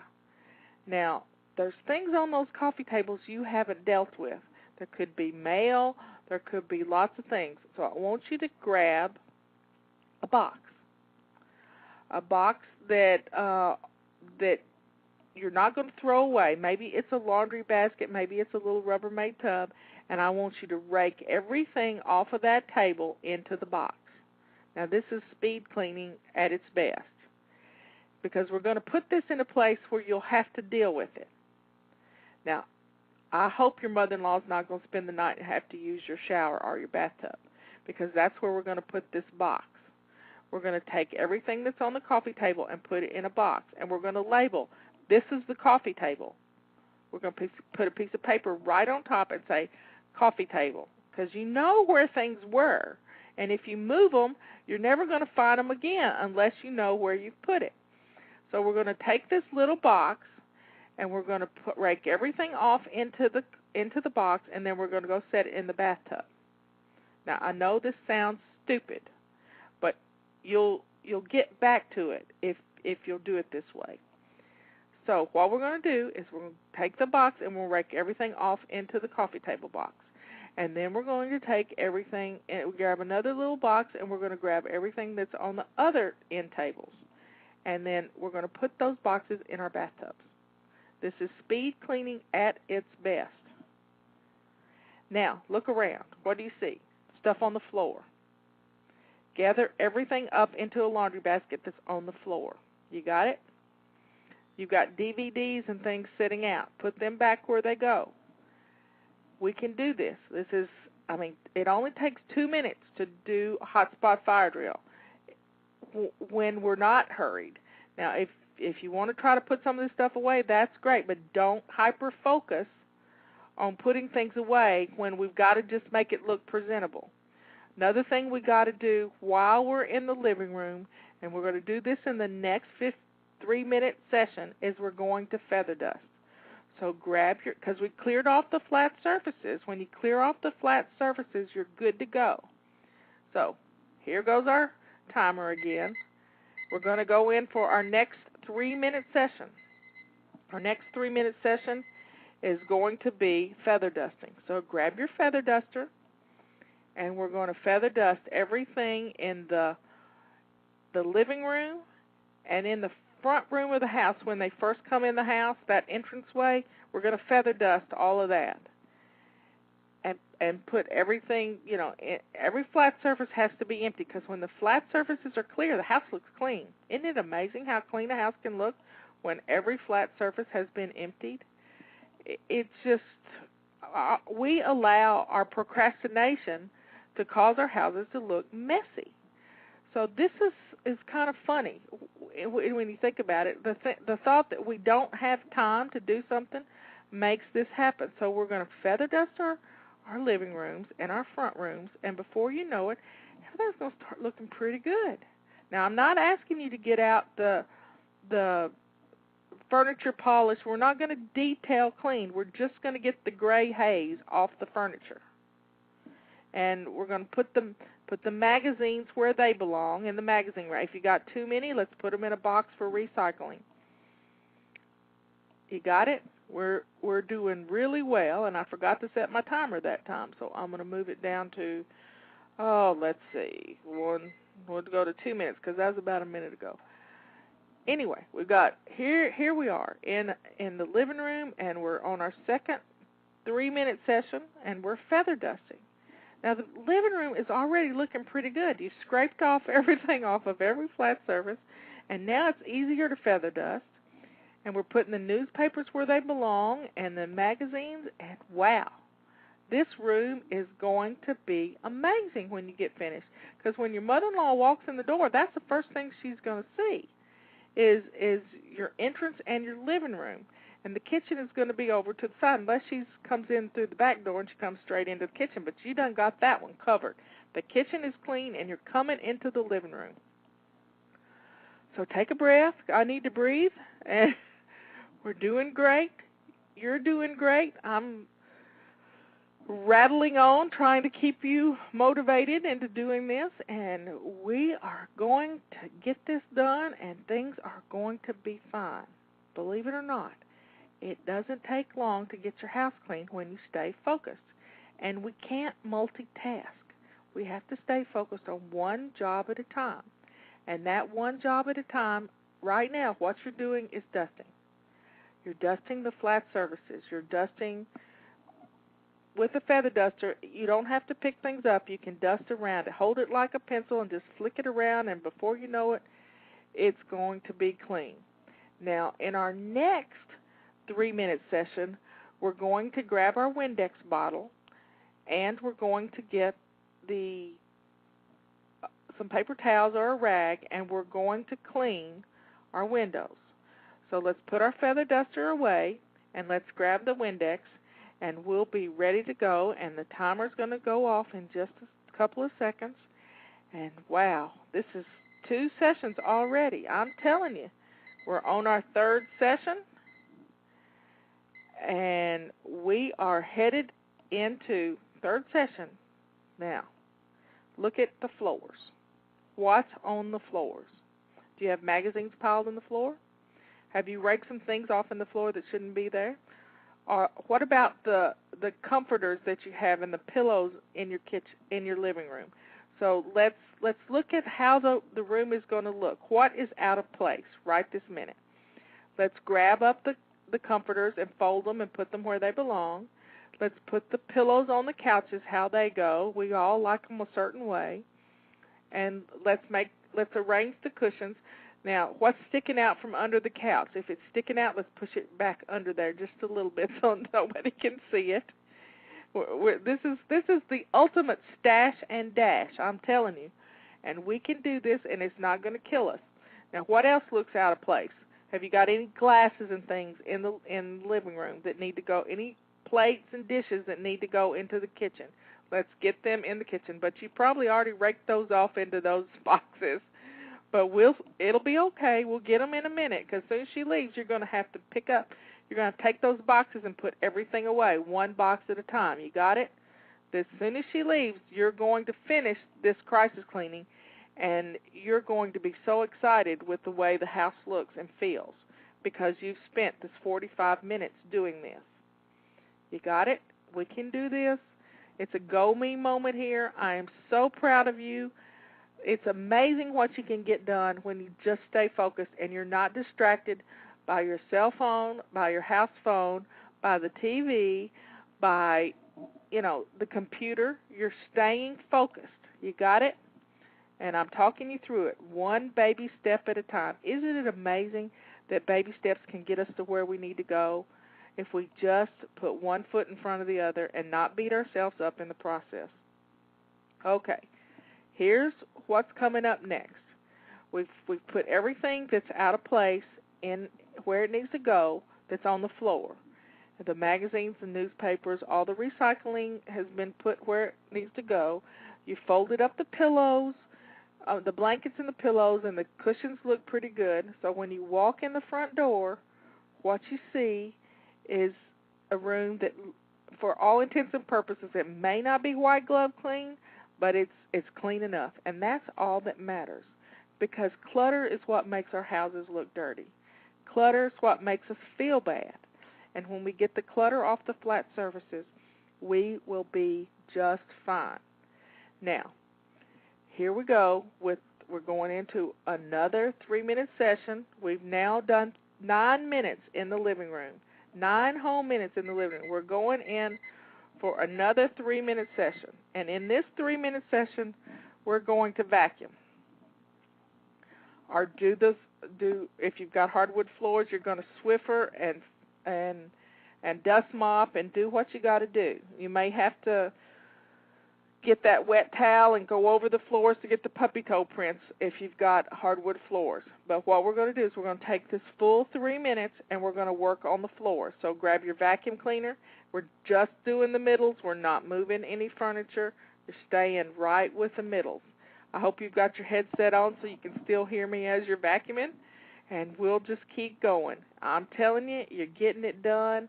After we do these 3 minutes worth of vacuuming, you'll have another 3-minute session, and I'll tell you what we'll do then. And it is amazing at the progress you're making. 15 minutes in the kitchen, 15 minutes in the living room, and our next room we're going to be in will be the main bathroom. And it might not even take you 15 minutes in there. Now, the kids' rooms in your room, you're just going to have to shut the doors. It's hard, but I know she's probably going to want to go into the kids' rooms. But if the kids are home, you give them an order right now for them to go in their rooms and get their toys and stuff picked up. Got it? Because the toys in the living room need to go into the kids' rooms. Let's play a game with them. Let them throw them in a basket, but give them some direction while you're doing the living room floor. And, you can delegate some of this stuff, too. If you've got an army of children there that are big helpers and that they like to help, and that's what we're trying to do. We're teaching kids how to jump in and be a part of home blessing hour. You can get this done, and you can do it easily. All you got to do is just stay focused on one thing at a time. Baby steps, because when we put our blinders on and we accomplish this one thing, then we can go to the next thing.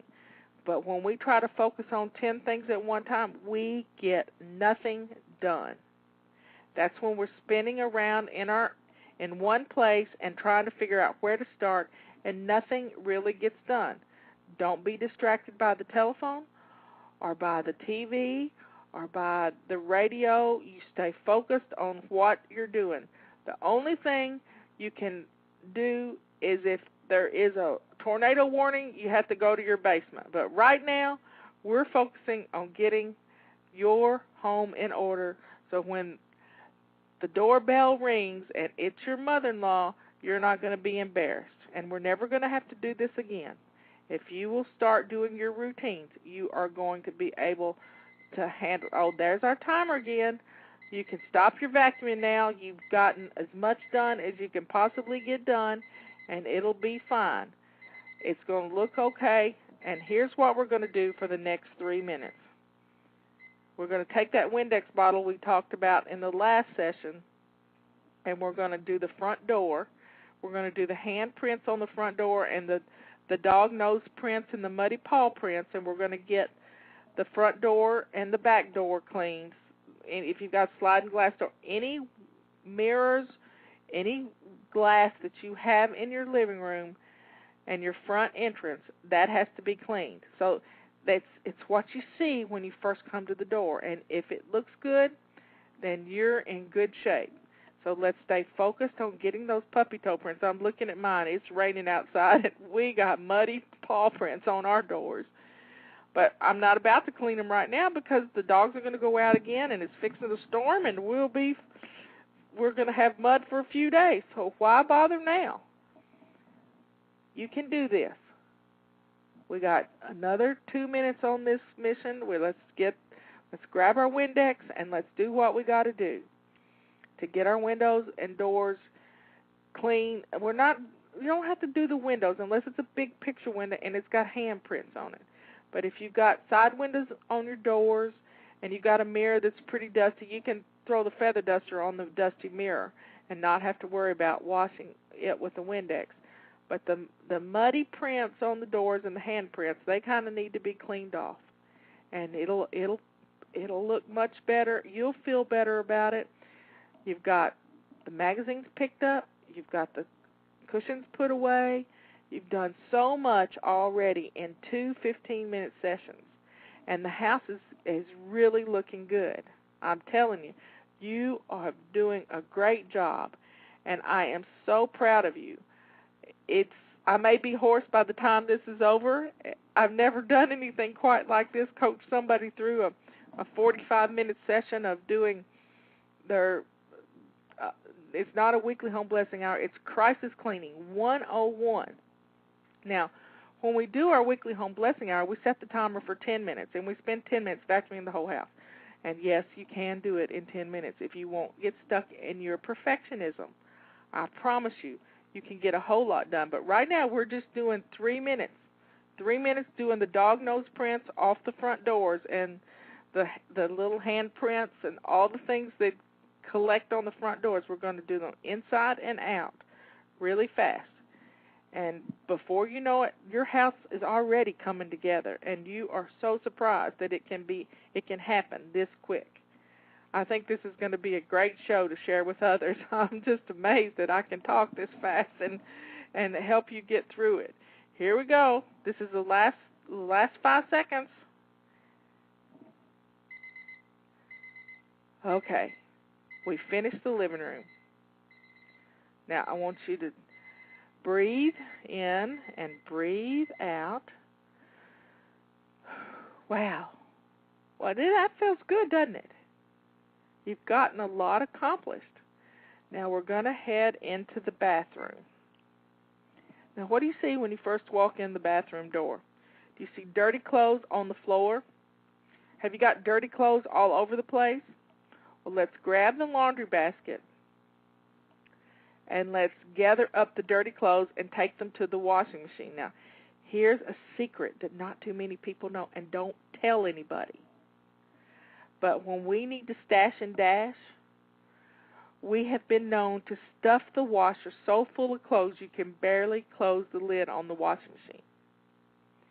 But don't turn it on and don't start it. We're just going to stuff the dirty clothes in the washing machine. We'll get them out. We can do the same thing in the dryer. It becomes the dirty clothes disposal unit.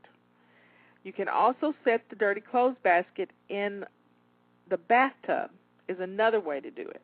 And just throw the clothes in there. Gather up all the dirty clothes and dirty towels and throw them into the basket.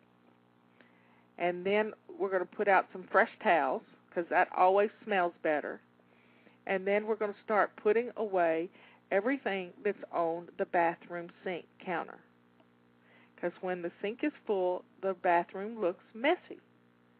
Now let's open up the cabinet and cabinet doors and put the things that you have to use in a little basket and stick it up and under there. That way you can get it back out because it's stuff you use every day. And that's why we leave it out, because we don't want to put it away. And you probably got too many things in your drawers so that you could put the stuff you use every day, put it away. But you haven't done that yet, and we'll work on that later, because each month we use our zones and we go through our house and we detail clean in that room during the month. Sometime during the month, every room in the house, we do a little detailed cleaning. And Michelle's just over there just laughing at me. She's just leaned back in her chair. She's not even getting in a tizzy. She's relaxed while listening to me. Just this sort of sing-song. We're having fun. I'm telling you, we can get this done and do it. So we've gathered up all the dirty clothes, and we're taking the stuff that's on the bathroom counter, and we're putting it away. Now, if you put it away the right way, you can find it later. If you put it away the wrong way, you got to label it and say, this was on the bathroom counter, so that when you get the basket out, and you can stick that in the tub too if you had to. We can do this. I'm telling you, it's not that hard. It's going to be easy. Now, what else is messy in the bathroom? She's not going to be taking a bath, but she might have to go potty. So we're going to have to think about what we got to do there, and then we got to do it. Now, here's our timer. We've done our first 3-minute session in the bathroom. I am so proud of you. A lot of times we let our bathrooms go until we can't stand it any longer, and then we spend 4 hours in there cleaning and scrubbing and doing all the things we have to do. What we're going to do now is we're going to we've got the countertops cleared off. Now we're going to take our bottle of Windex, and we're going to spray the countertops and wipe them down. You can spray the mirror too and wipe it down and get the dental floss home runs off the mirror, because if you've been flossing your teeth, you got them there, I promise you. Let's wipe down the faucets. We're not going to do detailed cleaning. We're just hitting the surfaces. Now you've got all these toothpaste spatters in the sink. Let's grab one of those dirty towels and just, spray some Windex in there and wipe it out real good. You might have to scrub a little bit, because if it's been a while since you've done it and you're not doing your swish and swipe every day, then you're going to have to use a little elbow grease here to get those toothpaste spatters out of the sink. We can do this. It's not going to be hard. You're going to get it done, and you're going to have some time to rest before she gets here. Do you understand me? It's going to be okay. We have 18 minutes before she gets here. We're good to go. Do not panic. Do you hear me? We're going to breathe. Breathe in and breathe out. Swish and swipe is part of our daily routines. When we do it every single day, our bathroom is always company ready. Do you understand that? Now, I don't like to use strong cleaners in the bathroom. First off, I can't handle the smells, and they really make your lungs have a fit when you get these strong toxic cleaners. I suggest cleaning the toilet bowl with something as simple as old shampoo that we don't like, and we all have that in our bathroom cabinets. I know Michelle had a bunch of it that she didn't like, and we use that to clean toilets and things, and it's much easier. If it's safe enough for your hair and your skin, it's not going to be hard for you to breathe. So I keep a little crock in my bathroom with 1 part shampoo and 1 part water, and I keep the toilet bowl brush sticking in it. You know, all those vases that are underneath your kitchen sink that you've been holding on to for a while, they make a great thing to put the toilet bowl brush in. It fits kind of nicely, and it comes up out of the middle of the vase, and it sort of gets the drippy stuff off so that you don't spread it all over the place. And before you know it, your toilet is staying clean all the time. And when your toilet is clean, it blesses you. Oh, there's our timer. I'm telling you. All right, we've done 2 3-minute sessions in the bathroom. Now, I want you to look around the bathroom. We're going to swish and swipe the toilet. We're going to swish and swipe the toilet now.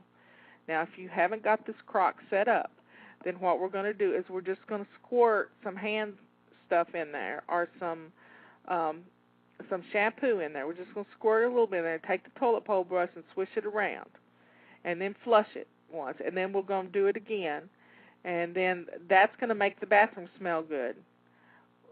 The second time you do it, just leave it sitting there. It's kind of like a deodorizer.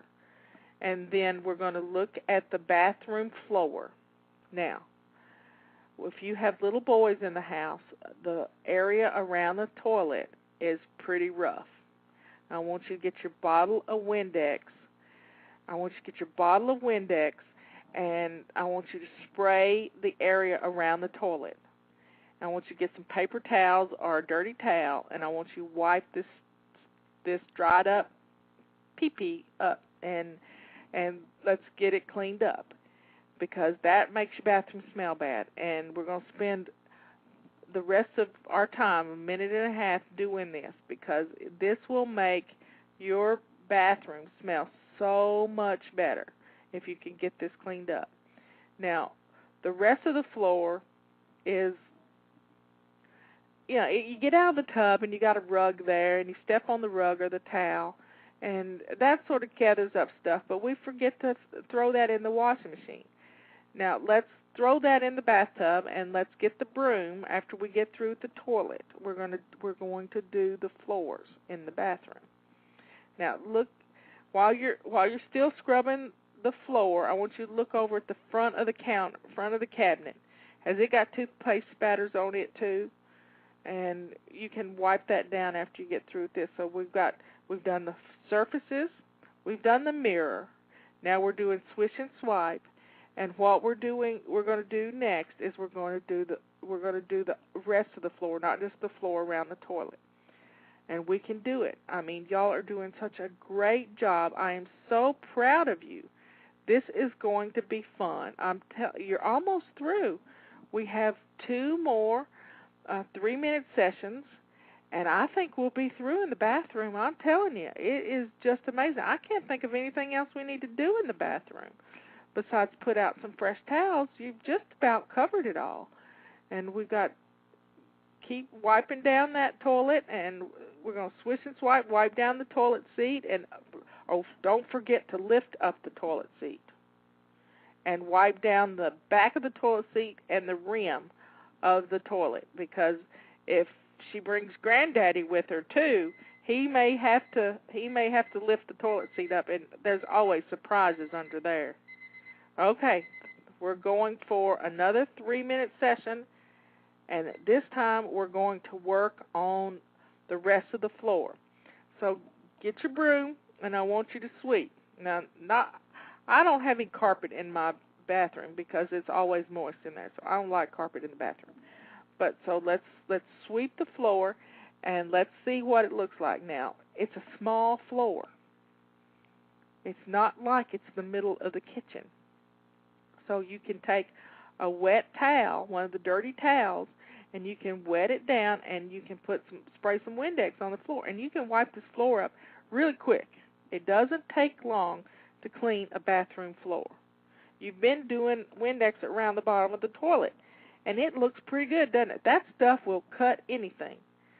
So spray a little Windex on the floor, or put some shampoo on that towel, and just put it down on the floor and put your feet on top of it and skate around the bathroom floor. And before you know it, it's going to be clean as a whistle. Now, it won't be clean enough to eat off of, but it'll look clean and it'll be clean, and you will have so much fun with this. It's just amazing what you can get done when you stay focused. Here we are.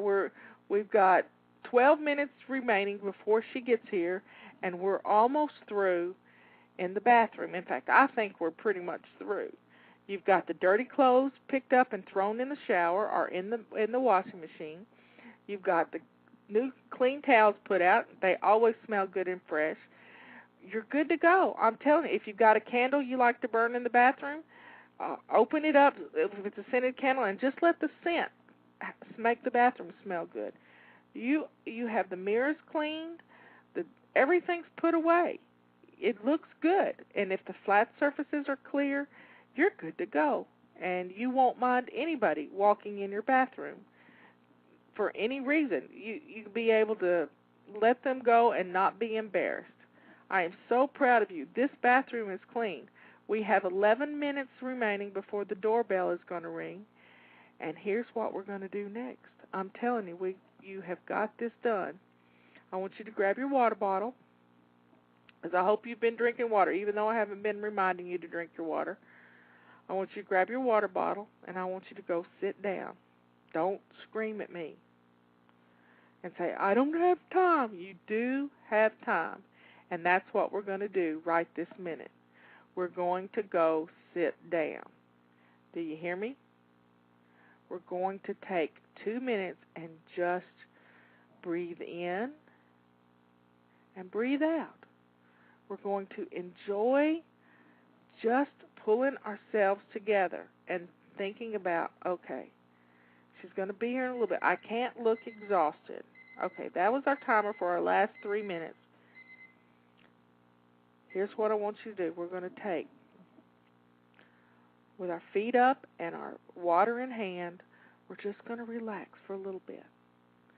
It's not going to hurt you to sit down and rest because you have been working at super fly speed. I'm telling you, you've been going nonstop for the last 50 minutes. You can do this. You're going to sit down and you're just going to relax a little bit. You can think about what you're going to put on. Your jeans look pretty good, so let's grab, when we get through here, just relaxing. It's okay to think. Breathe in and breathe out. You've got the teapot on the stove with the water simmering so that you can have a cup of tea when she gets here. Breathe in and breathe out. It's going to be okay. I promise it's going to be okay. Now, I want you to go change your shirt because I know you've gotten messy doing this because you've been splashing some water in a lot of places and you've been down on your hands and knees. But if you need to change your pants, you can change your pants. But you got your lace-up shoes on. I'm telling you, you have done a great job. And I want you to go pour you a cup of tea, and I want you to sit down and wait for her to get there.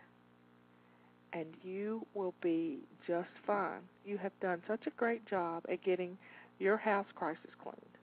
Now, we don't like to do this often, but occasionally it has to be done because we get sidetracked and we forget to do our routines, but we're not going to beat ourselves up about it. We get to do this one baby step at a time, and before you know it, the house is back in shape. And you feel good about it instead of beating yourself up. You got this much done. I am just amazed at what you've accomplished. This is going to be a great tool for everyone to use so that when they have a chance and they get that phone call that says their mother-in-law is coming in an hour, they don't have to panic. All they got to do is find this on their iPod or on their computer and they have it downloaded, ready to go, and you've always got somebody coaching you through it. What a great tool for you to utilize, but we don't have to use it very often when we establish our routines. Go to the website, FlyLady.net, and you can take care of these things. I am so proud of you for getting the crisis cleaning done, one baby step at a time. You can do this. You got 7 minutes to get relaxed. I want you to take the next 7 minutes and just enjoy yourself. It's been good helping you through this. I love y'all. See you later. Bye.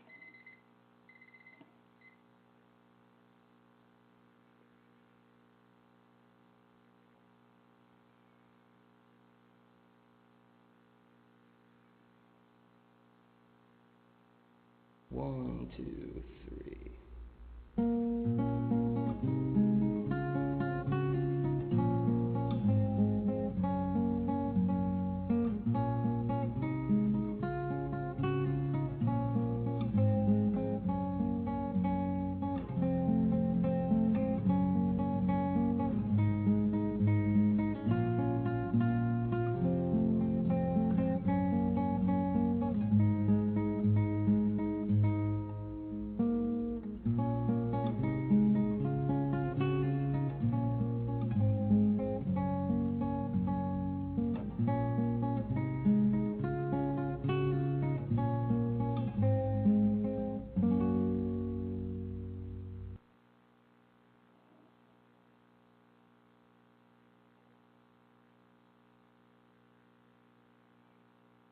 1, 2, 3.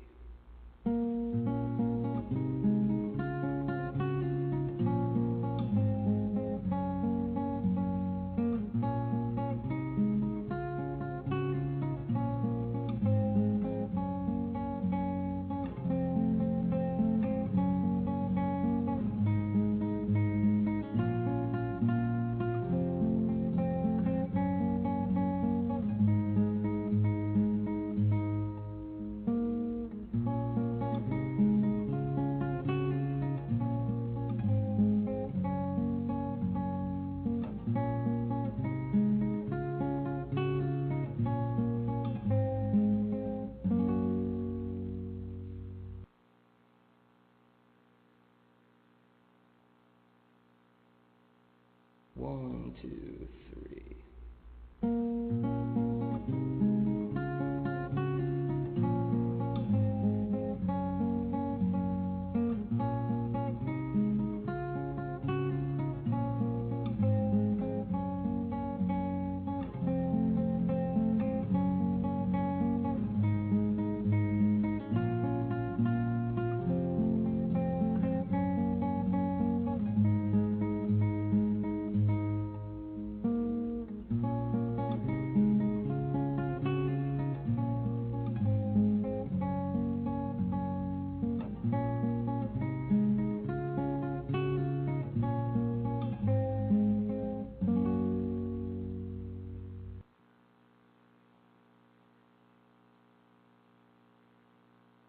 1, 2, 3.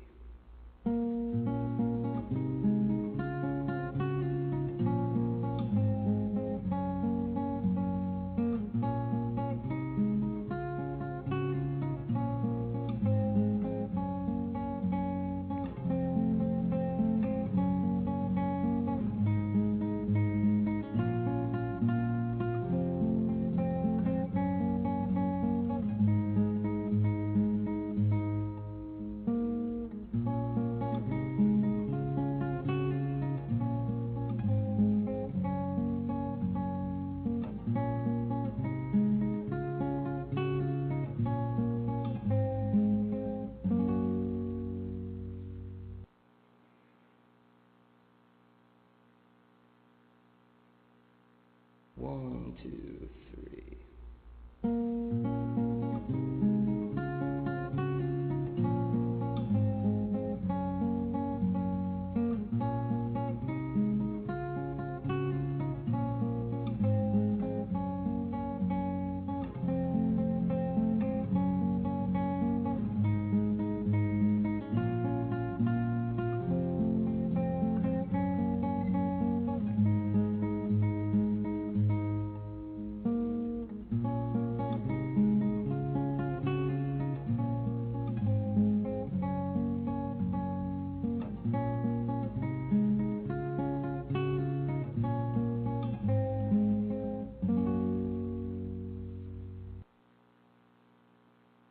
1, 2, 3.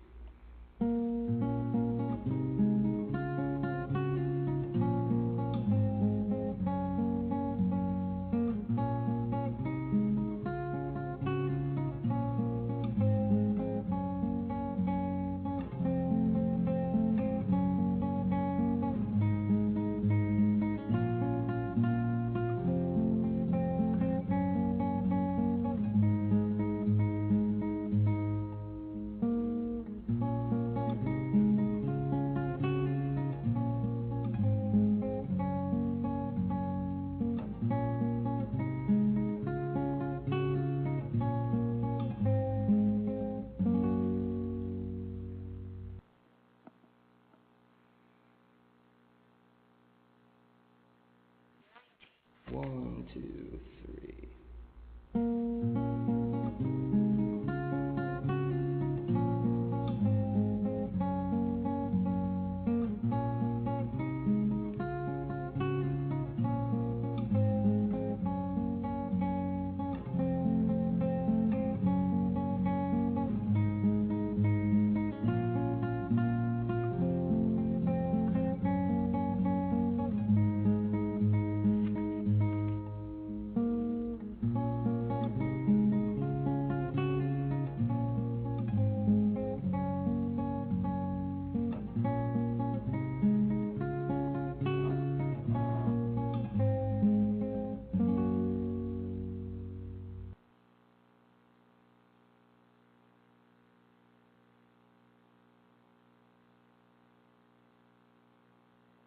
1, 2, 3.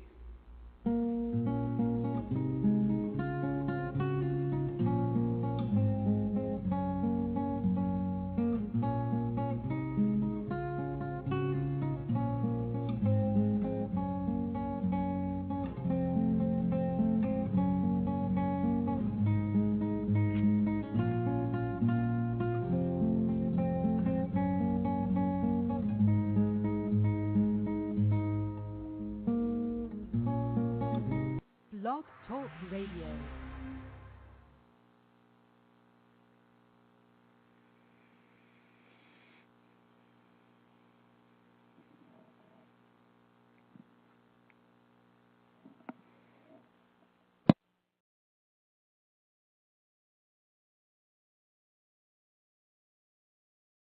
Come on in, everybody. We're going to take it slow and steady. You got that?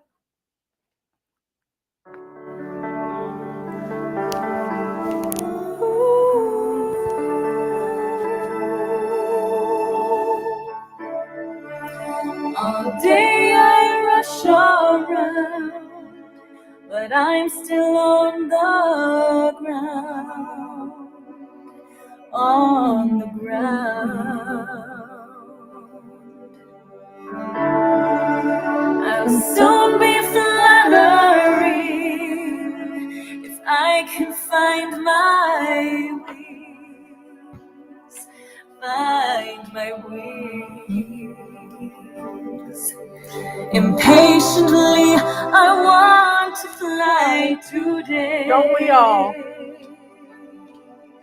But I hear a gentle voice inside me say that slow and steady steps will be my pace. Slow and steady steps will win this race. Glad you're here. It will take some time, but the victory will be mine. Slow and steady, I'm gonna learn to fly.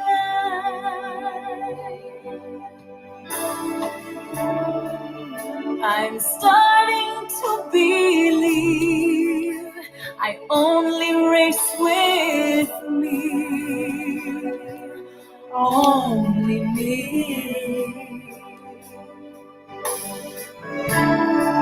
I can't Come on in. I know a lot of people are out having family fun. It's okay.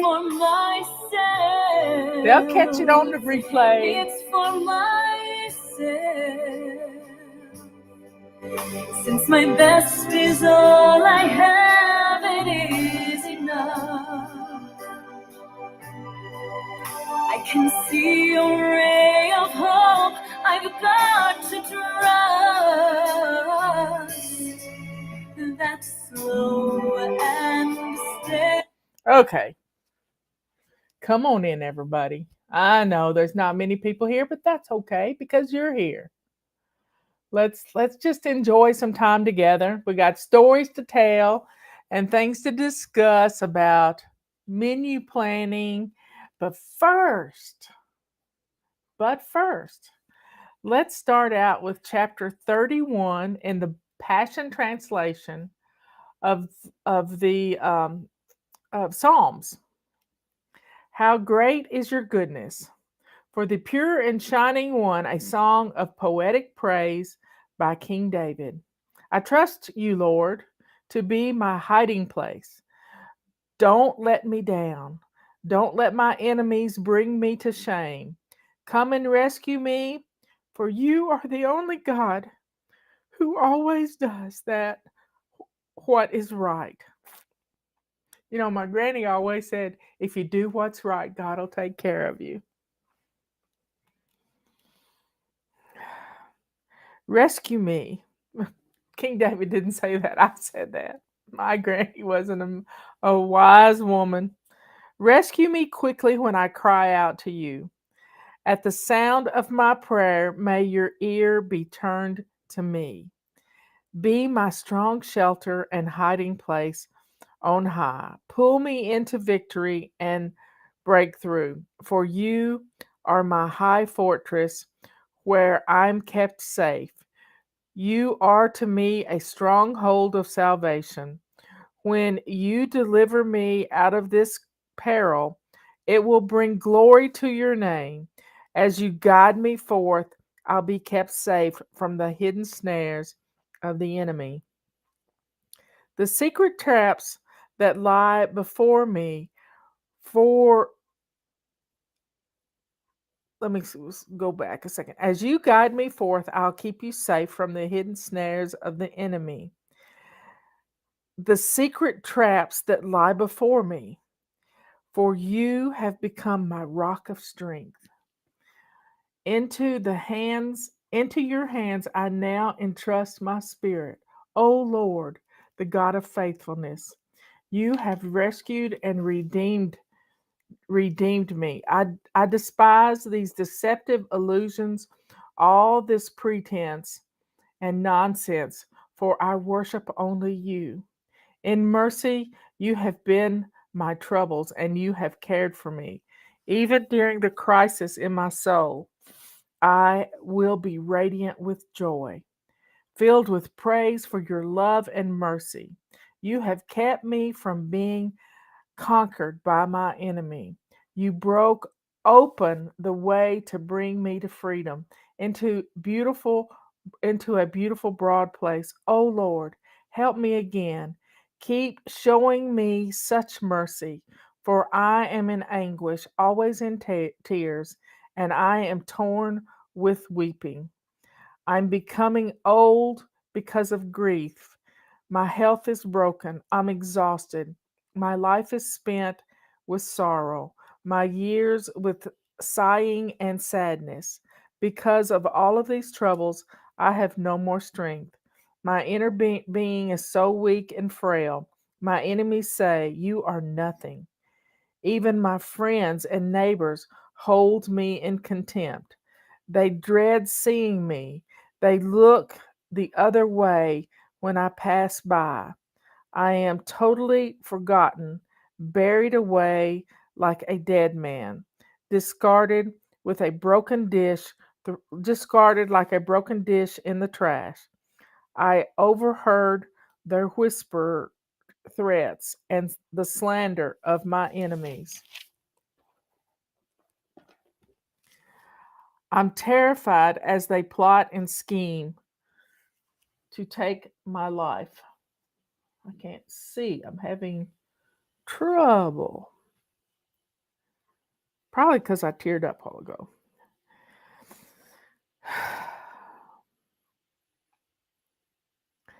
I'm desperate, Lord. I throw myself upon you, for you alone are my God.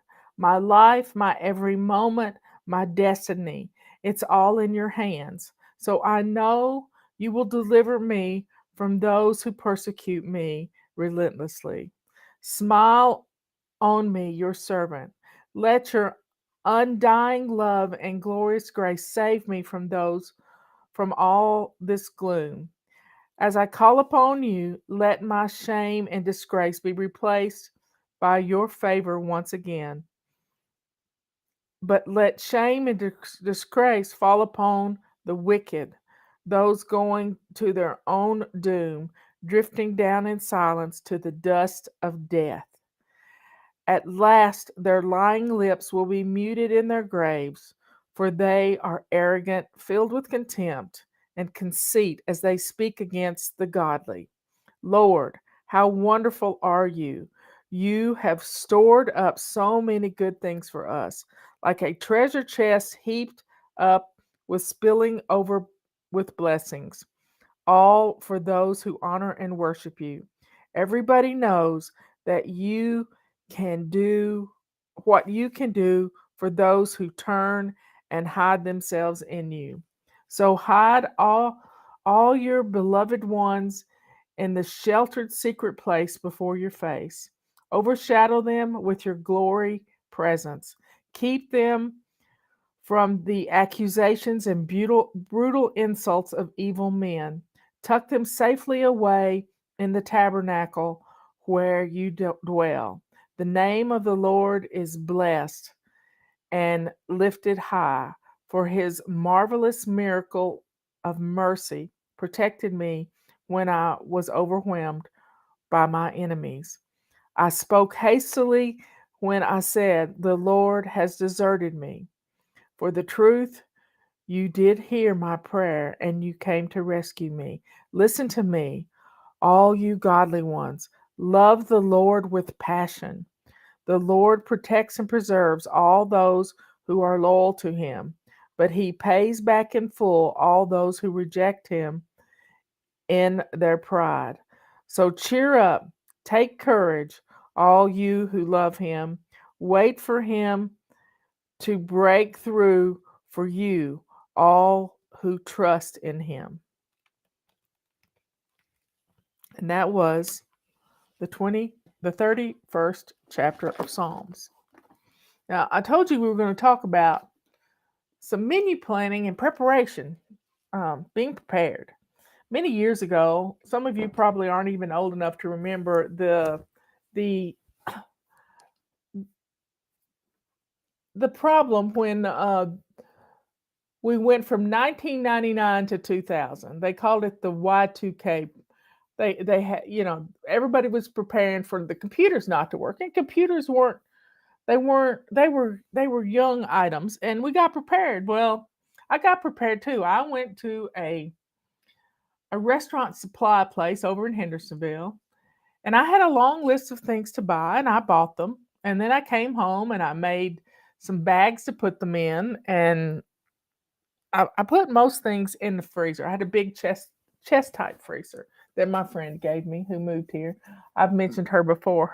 Her nickname was Mad Cow because her initials were MAD, and Robert nicknamed her Mad Cow when we would get an email from her. And she gave me this freezer when she moved to the mountains, and it was a good freezer. It was a big freezer. But I put everything in this freezer, and especially the beans. I got red beans and black beans and pinto beans and rice, and I bagged it all up and I put it all in the freezer.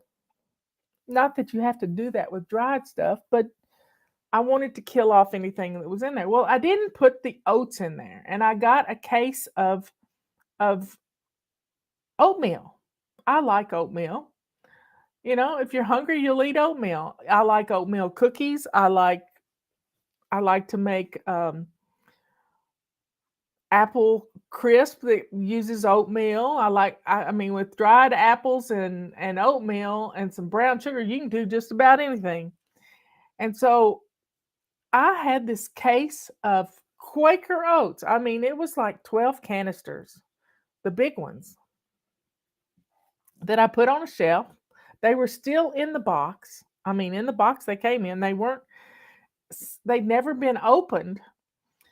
But all of a sudden, I started noticing that there were these little bitty worms, I mean, larvae, climbing up my bathroom wall. And I'm trying to figure out what in the world, where did these things come from? And Robert called me one day. He said, come downstairs and look at this.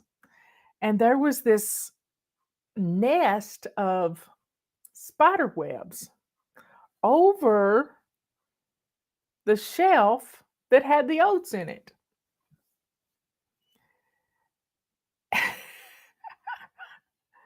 Come to find out, we had a whole ecosystem going. In the oats were some little bitty midges, little moths type things, and they would fly up and get caught in the spider webs, and the spiders would eat them. But the larvae could eat their way out of the little boxes and out of the box it was in, and they would climb up the wall into my bathroom. So it was funny. And this stuff comes in everything. I don't know why I didn't put the oats in the freezer too when I got them to kill off anything that was in there, because the freezer gets down to 0 and it's left in there at a certain length of time, it'll kill off anything that's in there. Well, I didn't do that. Needless to say, we had to throw all the oats out because they were all contaminated. If you've ever opened a box of oats and you've seen little webs inside, it's because of these little larvae that come in the oats. I guess we're getting a little bit of protein with them. Anyway, so that's what I was talking about this morning when I told you I was going to tell a story about the spiders. The spiders created their own ecosystem, and they were catching the critters. They were coming out of the oatmeal boxes. So be careful what you store. You need to put it into um, heavy duty containers. I got a bunch of, at that time, I went to the hardware store and got some lard cans. There were like 5-gallon lard cans. Now you can get 5-gallon buckets now, they're plastic. But I got 5-gallon lard cans and I put a lot of stuff in those 5-gallon lard cans. This time I have purchased flour and I can make tortillas, I can make pasta, I can make biscuits, I can make rolls, I can make all kinds of things. And I'm ready. I'm ready for anything. I'm ready for being stuck at home for 3 weeks without electricity if we run out of generator power. I'm ready. And I've seen it happen in an ice storm where my grandmother was without electricity for 3 weeks. I was so blessed that my cousin could take her to his house and he took care of her. He took care of her. Somebody says I look just like Kathy Bates. Thank you very much. But I'm not Kathy Bates. No, she can play me in my movie.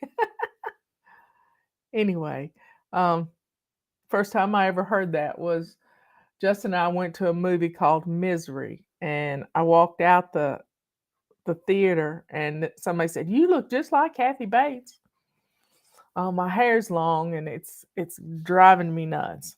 Anyway, so I wanted to talk about menu planning and being prepared and taking care of things. Yesterday, I watched The Patriot Nurse, and she went to the dollar store to get things. Robert's been gathering up all our little old first aid kits that we have around and getting rid of the things that are expired, and we're good to go. We are good to go. I even have some stuff that can, if you get cut real bad, you put it on the cut and and you pull it together. It makes sutures. So that would be the only problem we would have is if we had a bad cut, stopping the bleeding. And Robert's outside chopping wood and doing stuff like that all the time. So we have a message, I think it's going out tomorrow, but it's all about some tips, some money saving tips for menu planning. And when Justin was little, I went shopping every 2 weeks. I had to go 30 miles out of town to go to a big grocery store. And so one of my main rules was to always have a grocery list and to stick to it. If you just make a grocery list and then you go up and down the aisles buying the same old all the time, that's not good. Never go to the grocery store hungry. Do you hear me? Eat before you go grocery shopping. Eat before you go grocery shopping. It's going to change everything. Do not shop when you're in a hurry. You need to stick to your list and make changes if you need to, if they're out of stuff. But the main thing here is don't get in a hurry. Take your time. Sometimes you may need to go to the grocery store while everybody's gone to bed. Your husband's there at home with the kids. You run to the grocery store at night. It's not as many people there, and you can get a lot of stuff done. Fewer people in the store. And take your time putting away groceries. Always clean out your refrigerator before you go to the grocery store. That way you have a place to put your fresh veggies instead of just cramming them in willy-nilly.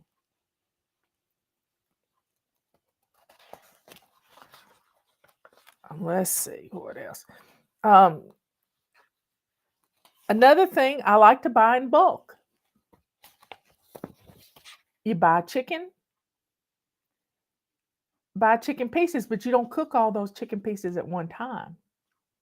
Now, I've been subscribed to Moink Box, um, and they send me a box of meat every 3 weeks. And so I have a good supply of meat that has been vacuum sealed and will keep a while in your freezer. So I also have a vacuum sealer that I can seal up my own meats and things, and it works well. But a Ziploc bag will work too. All you got to do is just get the air out. You just got to get the air out as much. If you have to squeeze it out on a flat surface, it's great. You can do it. And there are YouTube videos on how to vacuum seal things with a sink full of water. I believe it. I've seen it. So look up YouTube. I like freezer paper too. You can buy a roll of freezer paper at the grocery store, and you can wrap things in freezer paper. And I love freezer bags, Ziploc bags. It's a brand name, not a type. And masking tape for the freezer. If you're going to use freezer paper, you've got to learn how to fold things in, wrap things over, and roll it around it to keep the freezer from getting to it. And you need a Sharpie for all of it. You need to have a Sharpie so that you can write what's in the package and a date on the package. So going to the grocery store with a purpose. Now, I've also taught you how to brown hamburger meat. Just take your hamburger meat, put it in the crock pot with a little water, and you can throw 2 or 3 onions in with it and stir it every 15 minutes, and in 3 hours you've got cooked hamburger meat and onions that you can put 2 cups in a Ziploc bag and have pre-cooked hamburger meat for your meals. Now, some of the people I watch on YouTube, they can their hamburger meat. I'm not going to do that. I mean, I could if I had to. If I didn't have electricity to put it in the freezer, I might do that. But I'm good with. I've got a freezer, and it keeps food at a solid 0 degrees.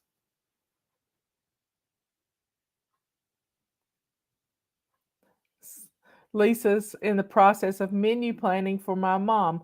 Making her freezer meals is one of her Christmas gifts. How beautiful. You know what I gave for Christmas last year? I gave meat boxes. I gave people food for Christmas. Doesn't get any better than that.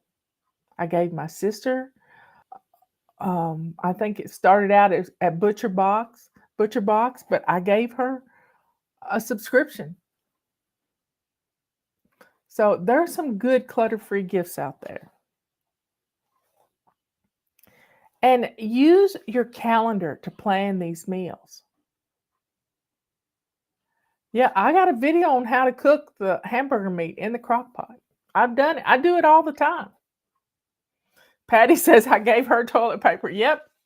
She gets a supply of toilet paper every month, and she's stocked up. No, we're not hoarding. We're just staying prepared, and she's able to help her family too. If they can't find it, she's got it. So, good clutter-free gifts are a powerful tool to get through this winter and all kinds of things like this. Anyway, folks, be prepared. Don't wait. Don't wait. We never know when we're going to get a storm, when we're going to get an ice storm.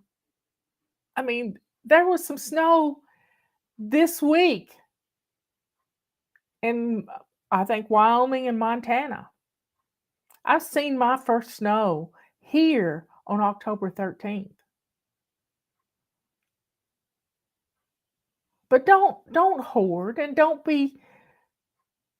spend like a crazy person. Just a few extra things each week will get you a supply, and you can be prepared to feed your family. I have alternative ways of cooking.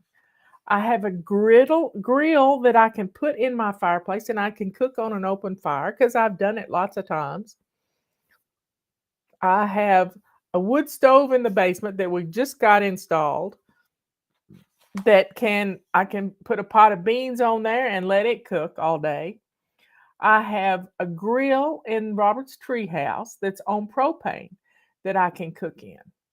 Now, when our power is out, I do not have an electric stove. Our microwave can heat some things up, but my stove is not on our power, and I don't have gas for a stove. I do have an electric skillet in the basement that I could plug in to where we make our coffee, and I could cook in that electric skillet. I've made roast, I've made all kinds of things, cooked whole breakfasts in the skillet, and it works. I'm stocked up on laundry detergent, but our washer is not on our grid for our generator. I would have to plug it into a different place. I'd have to use an extension cord, and I got plenty of extension cords. I got enough extension cords to get all the way down my driveway to my well. So folks, there's no sense in just sticking your head in the sand and not thinking anything's going to happen, because one day something will happen. It will. And you're going to want to be prepared. And being prepared gives you peace, like you wouldn't believe it gives you peace. So quit procrastinating and do what you can.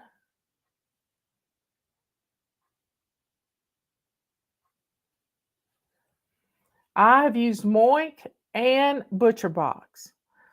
I have had problems with ButcherBox. I'll be honest. I have had problems with them. And they upset me so bad that I canceled 3 subscriptions to them 2 months ago. Yeah, I did this thing.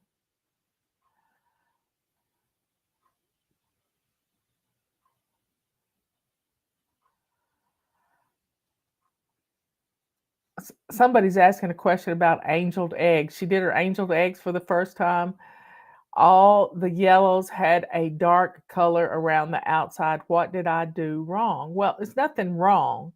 You didn't do anything wrong. Your oven may be just a tad bit hotter than my oven, and I don't put my eggs in there in a hot oven. I don't preheat my oven. So you may have preheated your oven. I just turned my oven on at whatever temperature I've said it is, and because I can't remember, I'd have to look up the recipe or the video of it. And you got to cool them off real quick. So I drop them in ice cold water to stop them from cooking. So they keep cooking once you get them out of the oven. You got it? So cool them off quick and you'll be fine. I've never tried Omaha, but Moink is a bunch of farmers got together and started their own business from farm to table. And I like that. I really like that. And they vacuum seal their meat, and it comes with dry ice, and it's a good deal. It's a good deal. And over the last year, I have gotten stocked up on food for my freezer.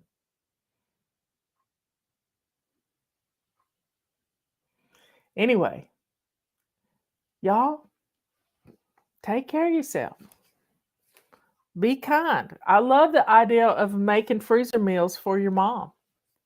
That's just wonderful. You can get a bunch of bento boxes. I thought I had one here handy. I don't know where it went to. The Roomba must have run off with it. But you can get these boxes. Maybe you can on Amazon, and you can make your own freezer meals. Or you can bag things up in Ziploc bags for them and put them all in one bag. And then she can heat everything up, put it on a plate, and be ready to go. So think about giving clutter-free gifts. Clutter-free gifts are the best. I love it. I absolutely love it. Justin and Kathy and Jack and we are all going together and getting a couple of locally produced steers for our freezer. And I think we're gonna get a freezer for the office and put everything. We got a generator at the office too. We're gonna put the meat in the freezer. So, folks, be prepared. Support your local farmers. They work hard. And if you have somebody that produces chickens around you and you get fresh eggs from them, save your egg cartons for them and tip them well, because fresh eggs are amazing. I mean, my neighbor gave us some a couple of weeks ago and we absolutely loved them. They didn't last long.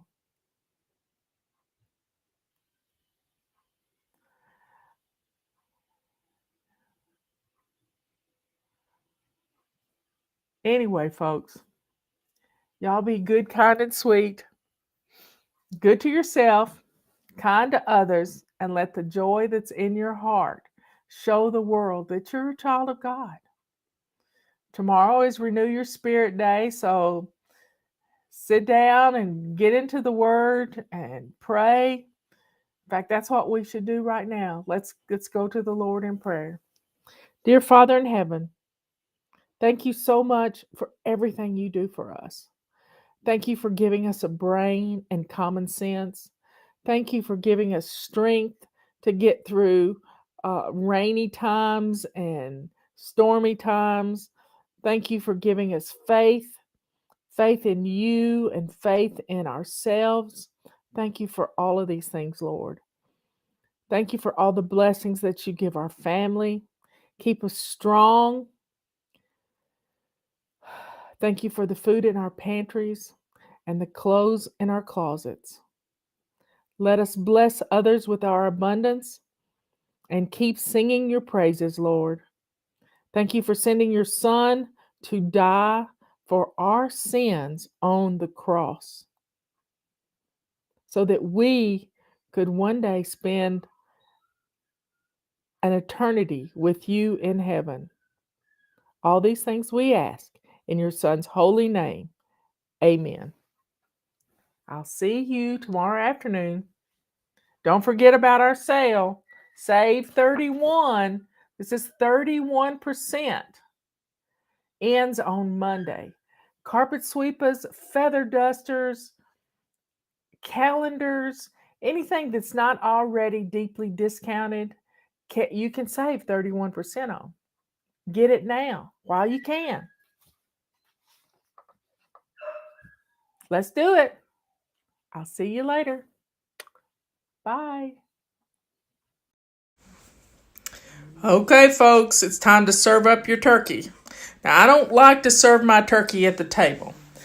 This bird came out of the oven and she is perfect. I'm telling you, just absolutely beautiful. I'll show everybody a picture of her, but that plastic turkey that I blew up is going to be my centerpiece. Each turkey comes with instructions on how to cut it up. But I just dig in. Just get right in there and go get after it, you know. Don't be afraid, because it's cooked. This turkey is cooked.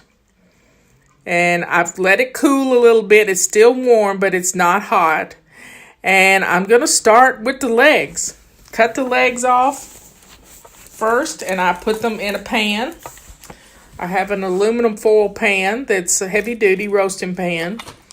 And I'm going to cut the legs off.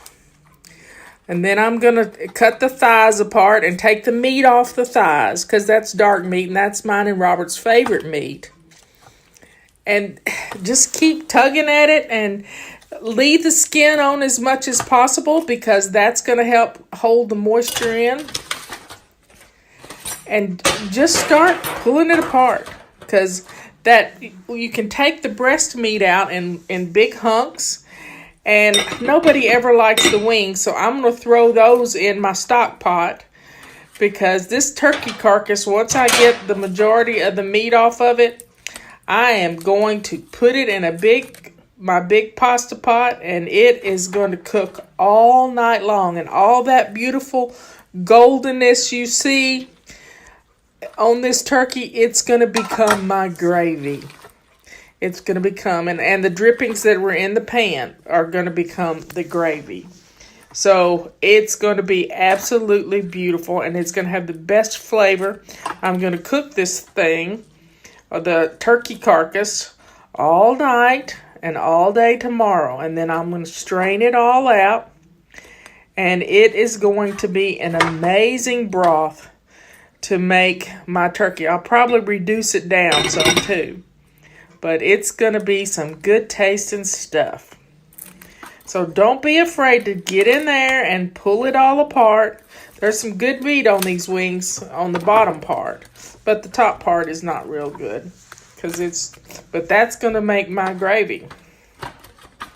So just keep pulling at it and you will be through. It only took me 4 minutes and 44 seconds to pull this bird apart. So you can do anything for 5 minutes. I'm telling you, you can do it. And you're going to be happy you got it done. As soon as this broth cooks, I'm going to pour a little bit of it into my turkey that I've got all cut up. And then it's all going in the freezer because it's a week out. And then I will get it out of the freezer the day before. And then I will warm it up at 350 in my oven. And it will be just like it is today, coming off the bird. And I will take the breast and I will slice it up and arrange it on the platter.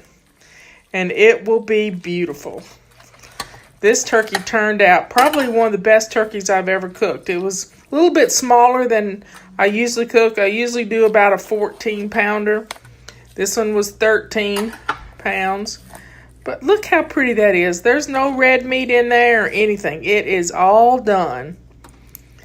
When you cook it the exact way Leanne teaches us to do it, it is the best turkey you will ever. It is a no-fail turkey. You are going to love this recipe, and you're going to keep it forever, and you're going to pass it down to your family, your kids, so they can cook really beautiful turkeys just like this one. So keep pulling at it, get it all taken apart, and put it in your pan and get it in your freezer. And you'll be happy that you don't have to do this on Thanksgiving Day, because you can serve up this turkey and put the fake one out on the table just for grins and giggles.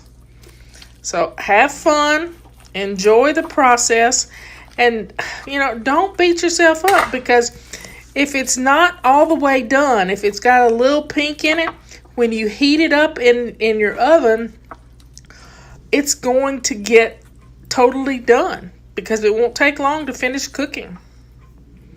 So I usually cook mine the day before, but I'm cooking mine a week ahead of time to show you how easy it is. I think it's important that you understand that this is not hard to do. Don't let your perfectionism stop you before you ever get started. This is an easy, wonderful way to cook a turkey, and it makes the best turkey you have ever tasted. I've already had a little piece of it, and it is really good. So I've taken all the onion and stuff that was in the turkey, and I put it in the stock pot. Here it is, all cut up, ready to go in the freezer. And the stock pot is going to cook all night and all day tomorrow, and then I'll reduce it down, and this will make my gravy. It is wonderful. It's going to smell so good when I get up in the morning. Yummy, yum, yum.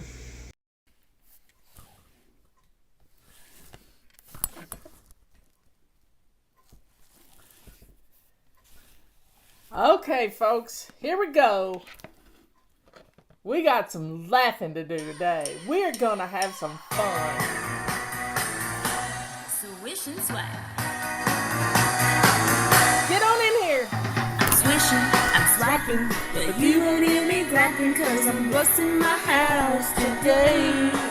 I really dig it. I got it. It only takes a minute to keep my house looking this way. And you should see me move when I'm getting in the groove with a can-do attitude, or I fly so high when I'm switching and swapping. You won't hear me grabbing, 'cause I'm blessing my house today. Get on in here. That's right. I've made it a habit. There's nothing hard about it. Just 15 minutes a day. I'm cleaning and flinging and do my quick routines, and I'll soon be able to play. And you should see me smile when I'm sprucing up this time. It only takes a little while and I'm done. And it's fun When I'm swishing and swapping, well, you won't hear me grappling, 'cause I'm blessing my house today.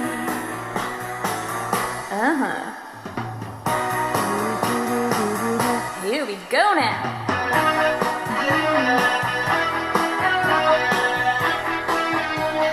Swish and slide.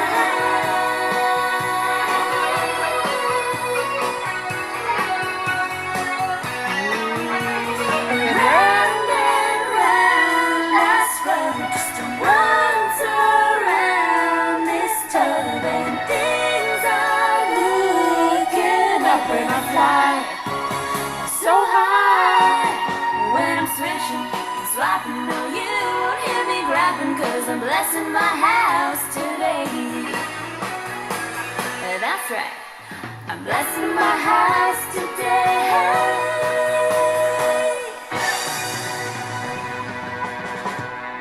Timing is everything. Get on in here. We are going to have a little fun today. Today's plan and play day. Yeah, let's do it. My camera's not quite right. Let's do a little planning, but then let's have a little fun. So let's get our menus planned for next week and the rest of this week if you haven't done this week. So let's think about it. It's Tuesday. Is it Taco Tuesday? Is it tomorrow's, clean out the refrigerator day? Let's see. Thursday, soup and sandwich day. Friday, pizza. Saturday, let's do some burgers on the grill. Yeah, it's still pretty out, even though we've got a little rainy mess today from the hurricane that hit Florida, that's coming back to Florida, wherever. I've just given up on hurricanes this season. Anyway, let's have some fun today. Now, I'm waiting for our holiday mission to come through on my iPad, and it has not done it yet. So I will have to wait for the end of the show for that one, because it'll come in while I'm talking. But what I want to discuss right now is how our routines save us. They save us from being, in such a hurry all the time. They keep things done so we can have some fun. Now, anytime we get in a hurry, we take a chance on messing things up. We're not good under pressure. Even though you think you are not good under stress. Stress makes us sick. And when we learn to control the stress levels around us, we're going to be much better off in the long run, because we're not going to be sick at all.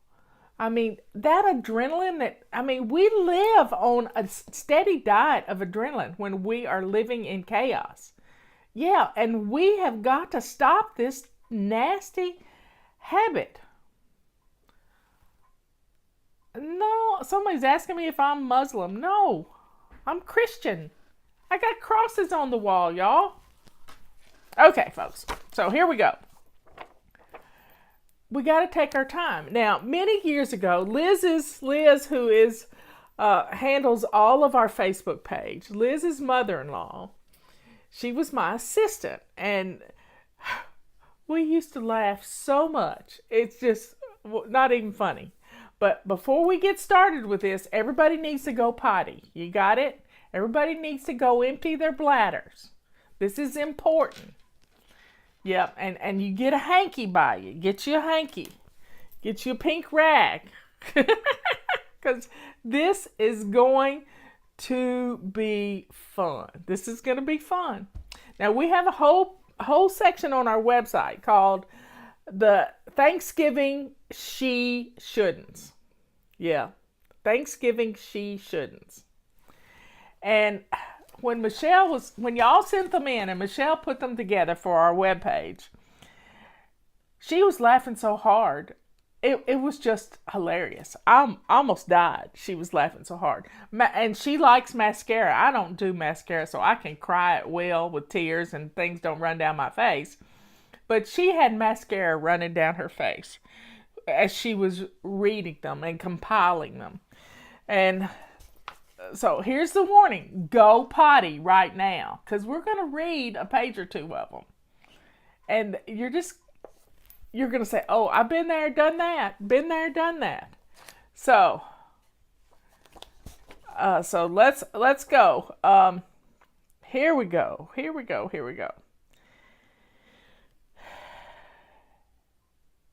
Fly babies shouldn't wait until the last minute to bake Thanksgiving pies to take to dinner. When taking them outside to cool faster, they will undoubtedly fall from the baking tray upside down on the deck. That's when you got to run by the store and get another pie. Okay.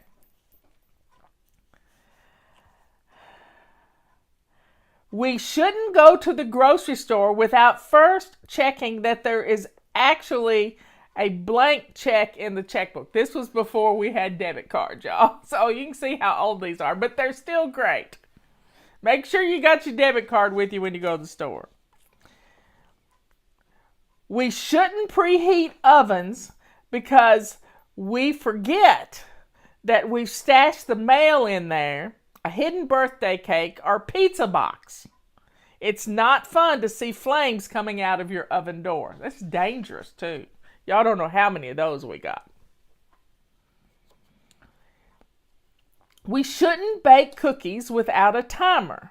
Blackened cookies are not a Cajun delicacy. Y'all, this is so funny. Okay, here we go. She's shouldn't have a turkey tradition which has become a family joke for years. That has to do with the turkey. After Thanksgiving, I would cut and pull and yank most of the remaining turkey off the bones, and then I would put the carcass in a big soup pot with seasonings and boil it gently to make turkey soup. After boiling, I would put the hot pot of soup out on the deck to cool, and it would cool until spring. That's right. I never actually got around to finishing the soup. Tradition has gone on for years and years. Don't do this to yourself. Don't do it. Leanne suggests putting the turkey carcass in a bag and putting it in your freezer. And then when you're ready to make something with it, then do it. Now, I like to cook my turkey the day before Thanksgiving and get it all laid out in a baking pan with some broth in it, and then heat it up. And the day before, I start cooking my turkey carcass, and I make my gravy with it. So that's imperative that you use it to make your gravy. I love it. I love it that way. Don't have guilt over a turkey carcass. We shouldn't ever second guess the wisdom of her parents when they offer to stay at a hotel for their visit. In fact, we shouldn't get down on her knees and be thankful to the Lord above that she has such wise parents. We should not feel it necessary to be Martha Stewart and to have a beautifully decorated guest room for said parents. We should not rearrange 5 children to be sharing rooms and bathrooms to make room for children's loving grandparents. We shouldn't realize that this situation would make the children irritable, tired, and grumpy for the duration of Grandma and Grandpa's visit, which will be long and burdensome. With irritable children, Grandma and Grandpa 24/7. She should absolutely understand that parents were in the same situation many years ago and understand the complexity of family. We should appreciate that Grandma and Grandpa arrive and leave at a respectable time. That's a good one. We shouldn't we should spray the oven with oven cleaner the night before the big day and let it set and let it wipe off the next morning. Because we forget to wipe the oven, we will proceed to put the turkey and side dishes and rolls and pans in the oven by the time the fumes stink up the house and remind her that she forgot to wipe the oven. Oven cleaner and dirt have to be dripped all over the food, making it inedible. And we end up making bacon and eggs and pancakes. Okay, folks, that's a good one.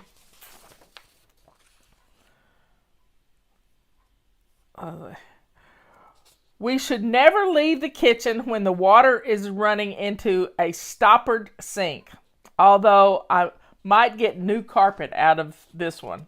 I've done it, y'all. That's one of my rules now. Never walk out of the kitchen with water running. Ever. I blame Justin. He called and I picked up the phone and walked out of the kitchen. But I did get a clean floor and I got my sink cleaned out from underneath and everything was fine. But it could have ruined my wood floors. We should not skip doing our before bed routine in which we have to take important meds or she might find that she has another baby on the way. Oh my. You got to do your routines, y'all. You got to do them. We shouldn't leave the kitchen with eggs on boiling. I was making some hard-boiled eggs, and my method calls for putting the eggs in cold water and bringing to a boil for 1 minute, then turning off the heat and covering the pan and letting it sit for 15 minutes. I put the eggs in the water, turned it on, and then left for another room for some reason, and I cannot remember now. Needless to say, I got sidetracked and did not get back to the kitchen until there was a burning smell and a popping sound. Ugh. The eggs had boiled dry and exploded all over my kitchen. I kept finding pieces of eggshell and rubber eggs for days, even though I thought I thoroughly cleaned it up. Oh, the pan I had to be thrown out. Lesson learned. That's why I put mine in the oven. Yeah, I call them angeled eggs. Angeled eggs, and they do great. There's a recipe on my website. We should never go to the store, any store, without a detailed shopping list. Otherwise, we will come home without whatever we meant to get in the first place, and with all kinds of stuff we don't need. We've all been there.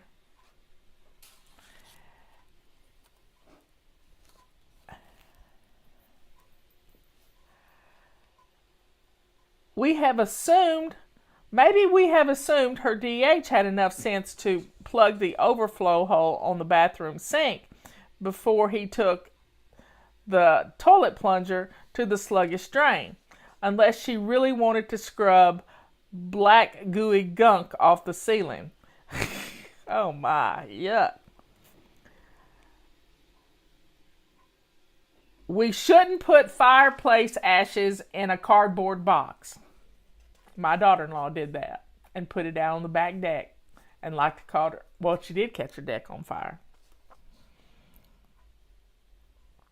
We shouldn't preheat the oven before baking, before looking inside, only to find 20 minutes later when opening up the door that whatever I was cooking found a half-melted plastic sippy cup dripping off the rack, which I had hidden from my son and had forgotten.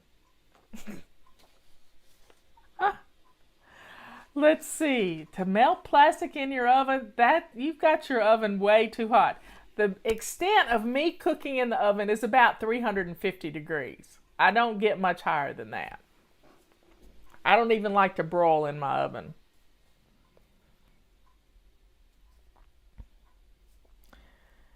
We shouldn't leave the outside grill on to burn off the left behind turkey gunk, lest she go out the next time and realize she has burned off a whole bottle of propane. Okay, this is a good one. We shouldn't use pledge on wood floors.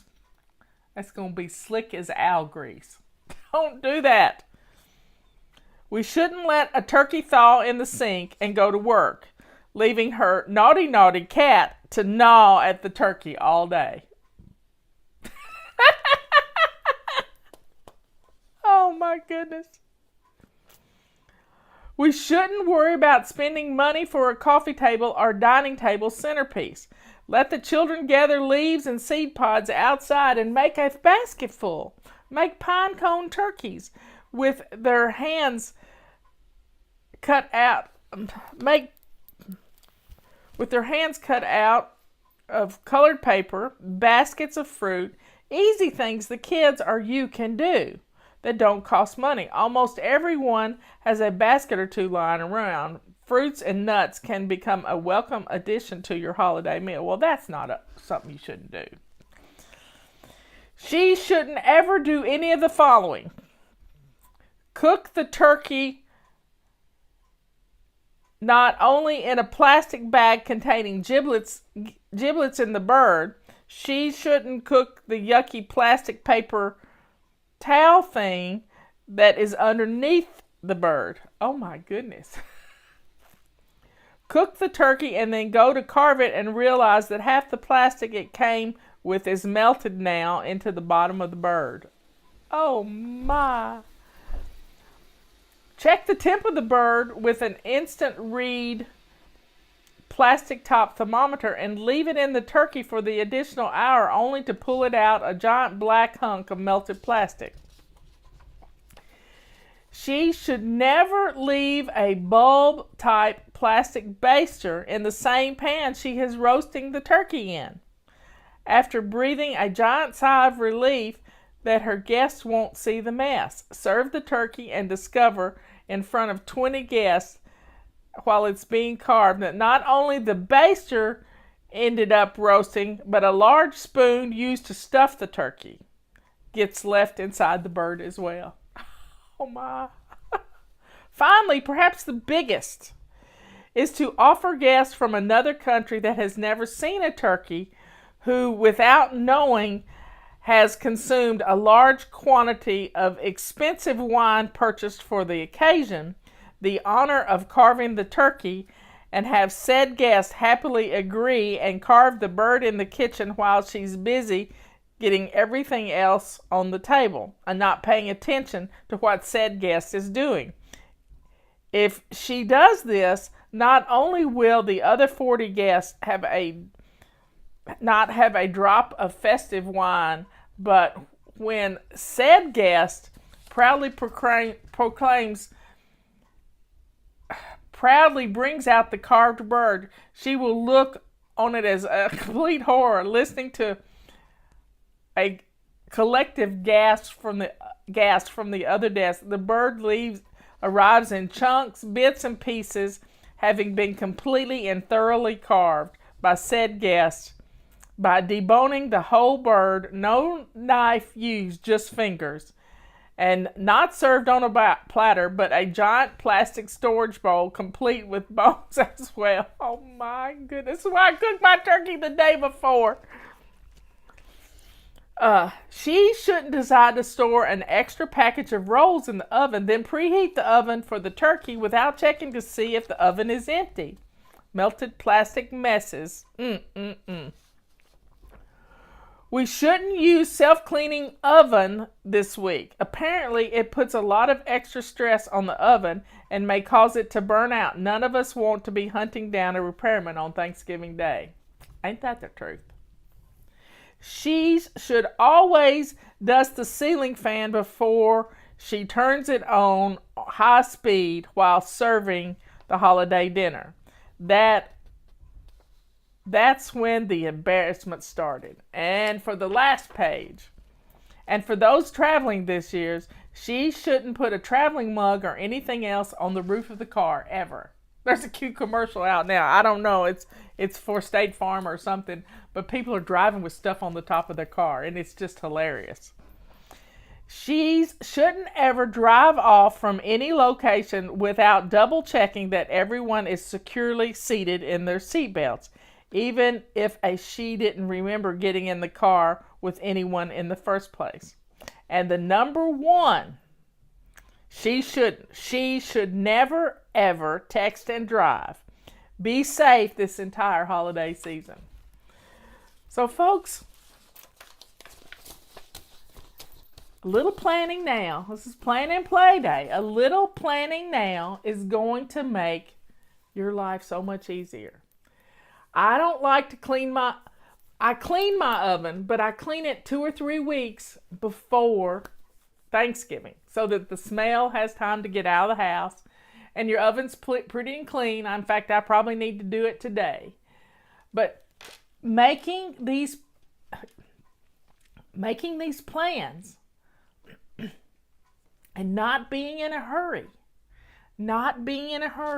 making sure your kitchen is clean before you get started, making sure you have a sink full of hot soapy water to do the things that you need to do when you're cooking. Folks, Thanksgiving doesn't have to be a disaster. It really doesn't. And let go of your perfectionism. Please let go of your perfectionism. So I don't know why I haven't gotten let me look one more time.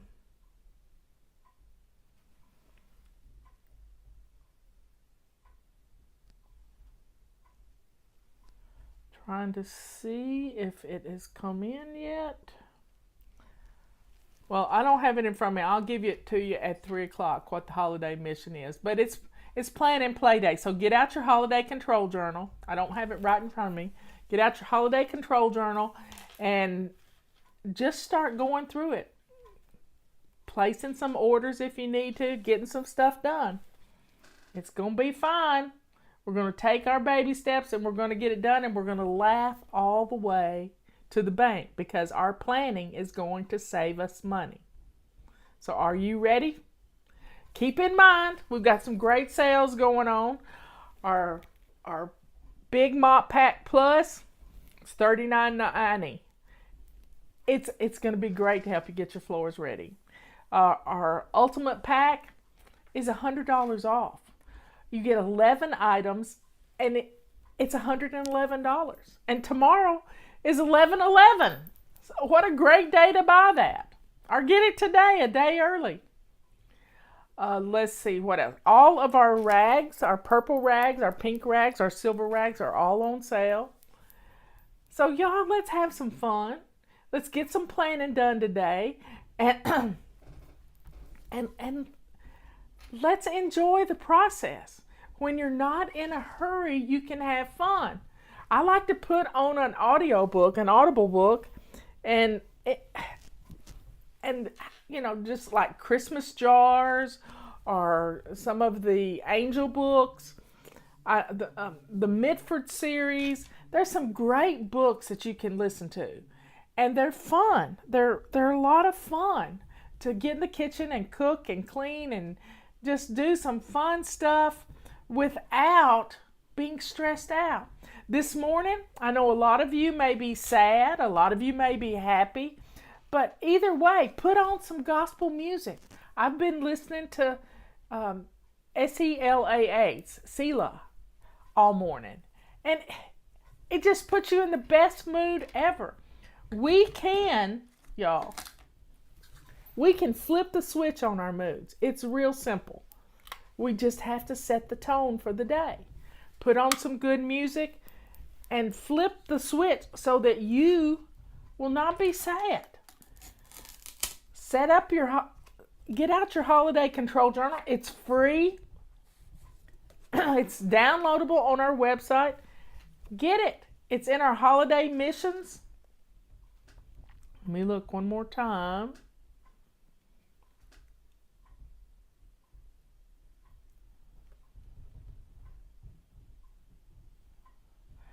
Looking one more time. I don't know. I'm not getting my emails now for some reason. So check out our morning musing. It's all about holiday gift giving ideas and clutter-free gifts. The best clutter-free gift you can give is our calendar. And we have it in 2 sizes. Another good clutter-free gift is our tea. Our tea is amazing. So get these things ordered. Get them now. Order you a calendar so you're not writing on the wall come January. Get your calendar ordered now. And please share our videos. I love you all. And I will see you at 3 o'clock for tea. Be here and bring your tea. And the feather duster is $12 off too. Anyway, all you got's today. Enjoy it. Use it. Have fun. Laugh. Be creative with your holiday control journal. You can do it. I'll see y'all later.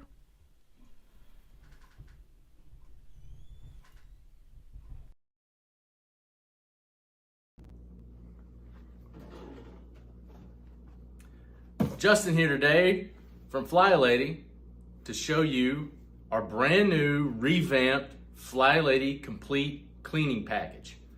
In this package, we've got some of the same standard great FlyLady home tools that we've had in this package from the beginning, but we've added a brand new tool, and I think you guys might like it. In the complete cleaning package, we have FlyLady's original microfiber cleaning towels, the purple rags. You get 3 of these in the package and the bag that it comes in. You also get FlyLady's I'm Flying 2024 family calendar. You also get FlyLady's original Rubba Scrubba cleaning brush, great for any scrubbing job that you might have around your home or cars. You also get FlyLady's original toilet brush, we like to call the Rubba Swisha, and its vase holder that goes with it. We also have in this package the FlyLady handle that goes with the FlyLady Big Mop, and also the chenille mop cloth XL that goes with the FlyLady Big Mop. Great for dry floor dusting, and it just pops right on the head. These little clamps. And as you can see, it has these chenille fingers, which is great for dry floor dusting. You can also wet mop with this. It's also great. You can also use the original cloth right here on the FlyLady Big Mop for wet mopping as well. It also comes with the FlyLady multi-wand that attaches to the FlyLady handle. The cool thing about the FlyLady handle is you get one handle, 3 tools that will go onto this handle. The multi-wand, the Big Mop, and also what's coming up next, the Rubba Sweeper. This handle extends so you can use the multi-wand to dust places up high, top of cabinets, under stove tops, and you can also do ceilings, corners, and anything like that.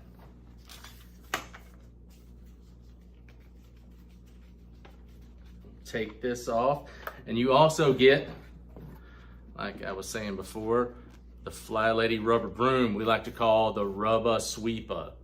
It's got these rubber bristles and a squeegee edge as well. You can sweep up anything, the smallest particles to the biggest particles. You can sweep your floors with this. You can also scrub a vehicle with this. You can do all types of scrubbing and sweeping with this great tool.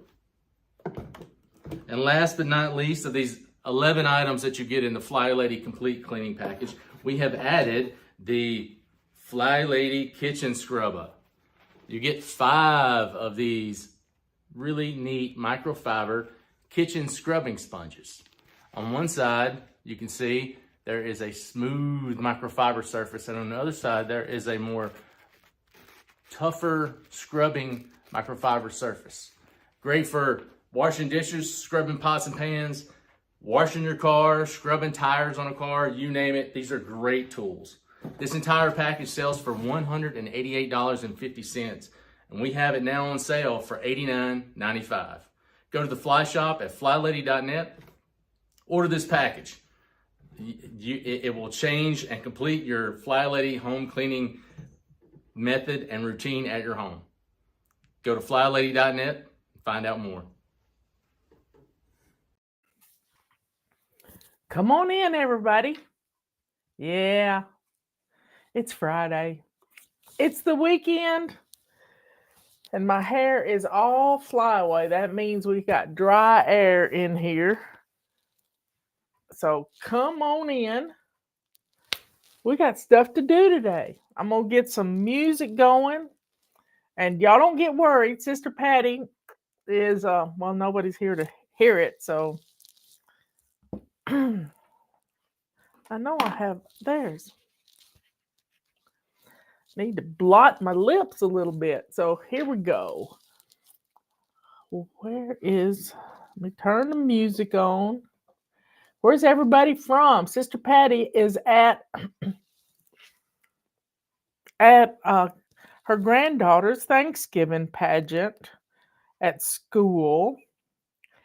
And let's see.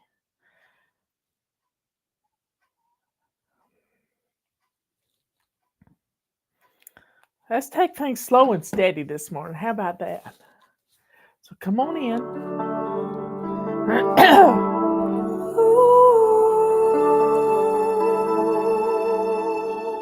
I love y'all. All day I rush around, but I'm still on the ground. I got some coffee this morning. On the ground. I'll soon be fluttering if I can find my wings. Find my wings. Impatiently, I want to fly today, but I hear a gentle voice inside me say that slow and steady steps will be my pace. Slow and steady steps will win this race. It will take some time, but the victory will be mine. Slow and steady, I'm gonna learn to fly.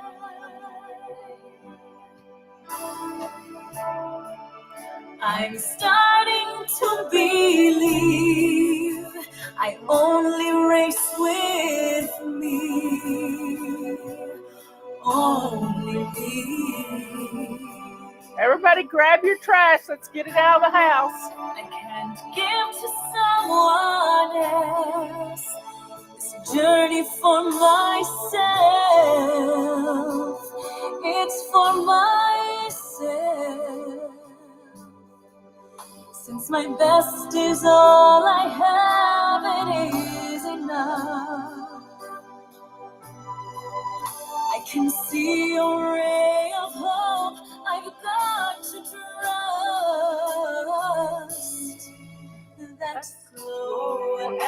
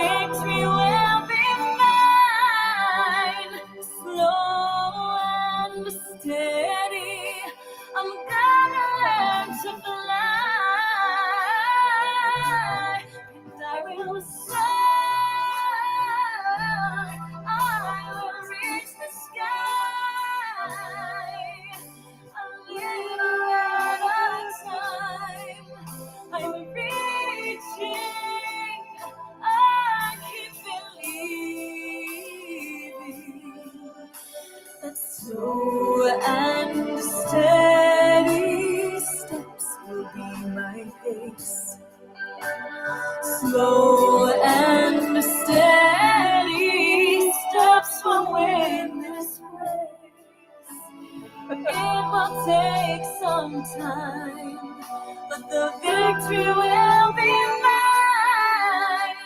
Slow and steady, I'm gonna learn to fly.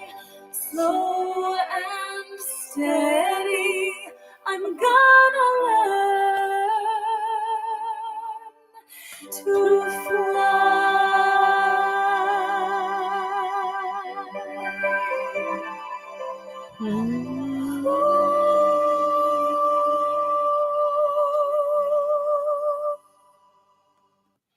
Okay, everybody. Let's get our trash out of the house. I'm going to tell you a little Thanksgiving story of mine. It was many, many years ago. I was a county commissioner at the time, and I became a county commissioner in 1999, I believe it was. And I had a clerk. Her name was Miss Sandra, and she was born organized. She was a beautiful woman. She knew how to get things done and stay on top of things. And she'd been a clerk for the Board of Commissioners for many years. And I got appointed for a 2-year term, and then I got elected for a 4-year term 2 years later. And it was all about the time FlyLady started. And it's probably because FlyLady started that everything I've ever done has prepared me to be here for you. Now, Robert and I had been married, I guess, a couple of years, and I told the family that I would like to do Thanksgiving dinner. We got married in '96, and so we had to get the house in order to have people over for Thanksgiving dinner. At which point, I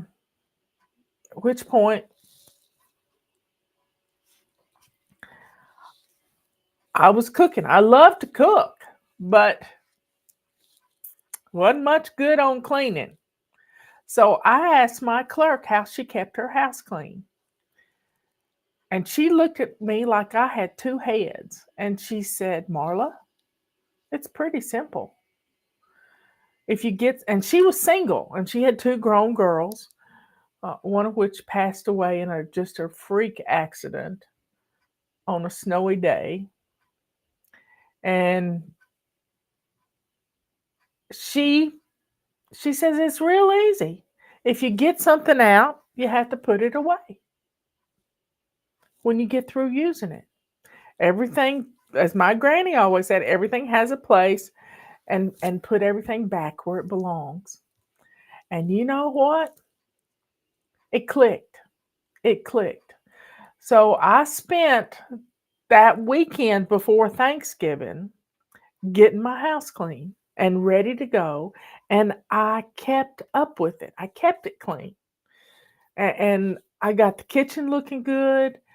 Everything was just amazing. It just, when you're mindful of what you're doing and what you're not doing, everything just got done. And we had a beautiful Thanksgiving dinner. And I really did enjoy cooking and cleaning and doing all the things that we do. And it was just a beautiful thing. So let's get our homes in order. We've got our little dance card this morning, and I'm going to roll the dice. I wanted to tell you that story. Our holiday mission for today it's all about checking your budget. Get your holiday control journal out, and I want you to go through and chart what you've spent this week. And make sure you got plenty of money in your bank account. If you have to believe the bank, then do it, because nobody ever balances their checkbook anymore. They just go by what the bank says, and that's just not, having been a bookkeeper for a lot of years, that just goes against everything I believe. Go through the mail and see if you have any bills that you've stashed someplace. Take 15 minutes and get your bills collected into one spot. And then make sure you've charted any money you've taken out of the account, any money that's been deposited that's not, and just see where you stand. Just see where you stand with your holiday budget. Now, our next dance we're going to do, I'm going to roll the dice, and Sister Patty's on here. Sister Patty is on here. Here we go. Number 3. We're going to grab our mops. Yep. Get your mop cloth wet. You don't even have to sweep before you mop. I'm telling you, this is fun. This is fun. And we're going to mop. We are going to mop. And I think we're going to boogie. Let me find the boogie song. We love our boogie song. Where is it? There it is. So grab your mop. We're going to get after those floors. Here we go.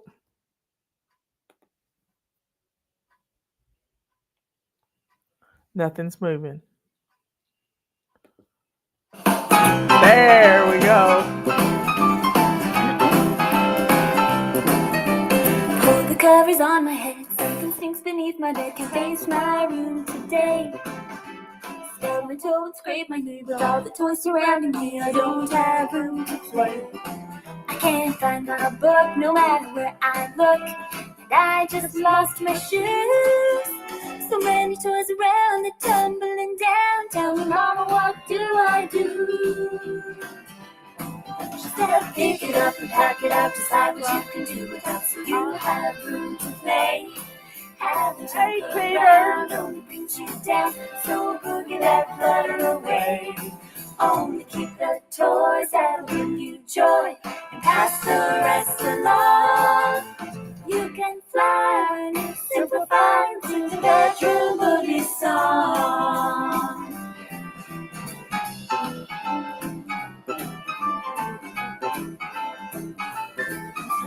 Broken book, banana peel, truck with only half a wheel. I'll throw these away. But the teddy bear and the game up there are gonna bless someone else today. I've been holding on for way too long. Time to let them go. The food is growing, the more I'm throwing in a pan to finally know. How to pick it up and pack it up. Decide what I can do with that, so I have room to play. Having junk around only brings me down, so I boogie that clutter away. I only keep the toys that bring me joy, and pass the rest along. I can fly when I simplify and sing the bedroom boogie song.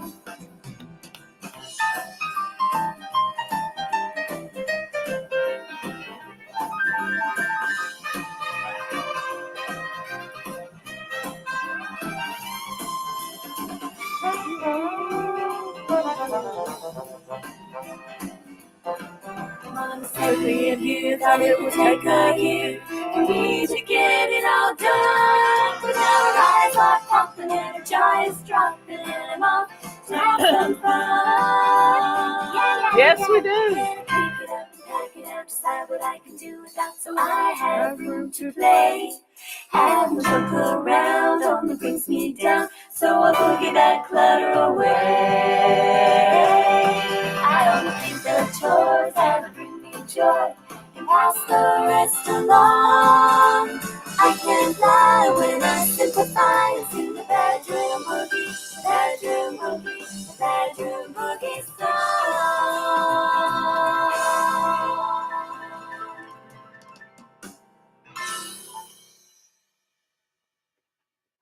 Okay, we got a friend in here. Old Man King Homestead, Peter. Peter, we got to keep a watch on Dogman. Dogman's the one that introduced me to Peter's channel. He's good about that, helping others find people that don't have many followers. And Dogman fell the other night and he tripped over his house shoes. He's hurt his back the other day, and he fell and he was in the floor for about 3 hours. And y'all check on your neighbors. Peter is going to be moving about a mile from Dogman, and we just need to check on our neighbors occasionally. I don't know if I've ever told you the story about the red chair friends, but one time I went to court with Robert, and we went to the coffee shop where we met one morning for breakfast and a cup of coffee. And I still didn't like to eat breakfast much, but Robert always had to eat breakfast. And there were these two wing-back red chairs. At which point, I sat down in one of them, and the lady in the other one introduced herself to me, and her name was Kay. And she said, "Will you become one of my red chair friends?" And I said, "Yeah, I'll be happy to." And we got to be great friends. We went places and did things. And um, she said she had moved here and that she was afraid she didn't have any family here, and she wanted something normal in her routine where she would go to this one place every day, and if she didn't show up, somebody would miss her.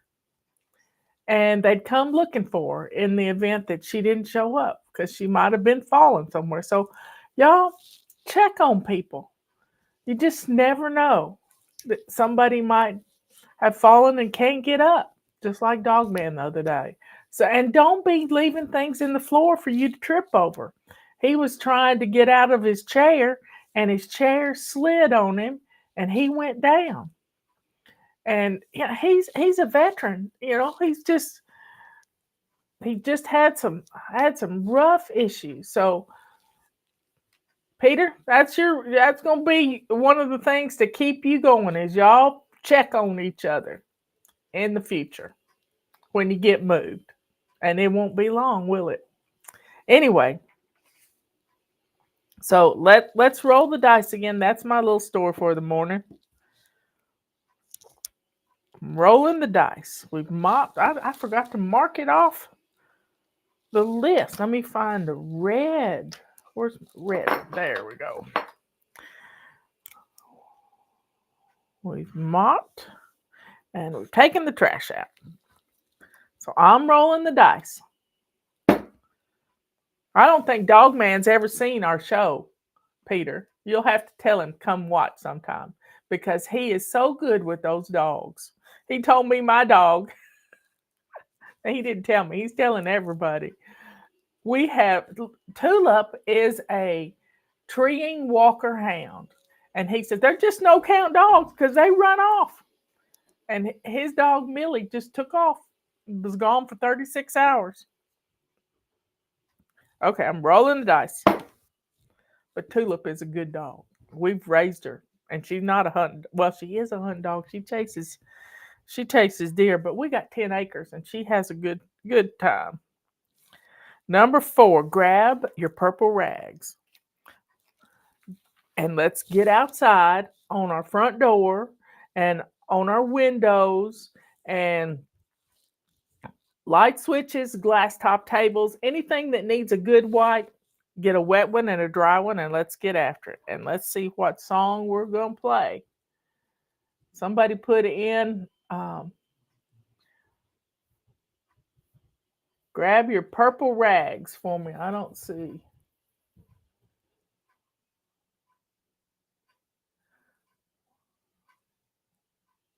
I can't do a stained glass video, y'all. I don't have anything to make stained glass with. That's another chapter in my life. So let's grab a song here. We've done slower. Let's do One More Day of Hope. We all need some hope.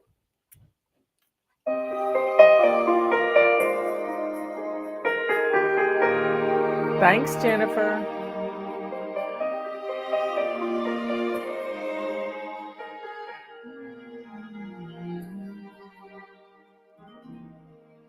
I can hear the thunder rolling, and the rain begins to fall. I can feel my courage tremble after I have come so far.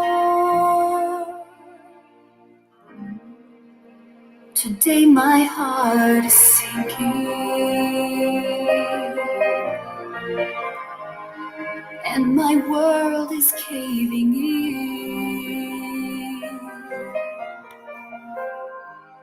But there's light on the horizon, and the darkness will give in to one more day of hope, one more day of faith. Tomorrow will be brighter if I get through today.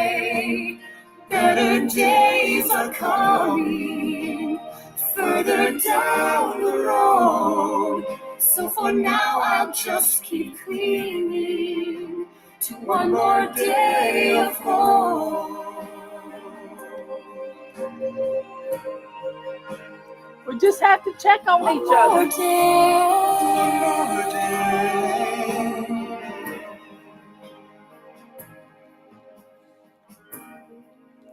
And I know that I'll get through this.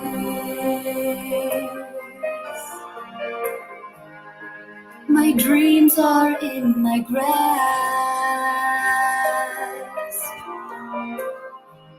When I find the power within me, I know this storm will pass. It will only make me stronger. When this victory That's a good idea, Kim.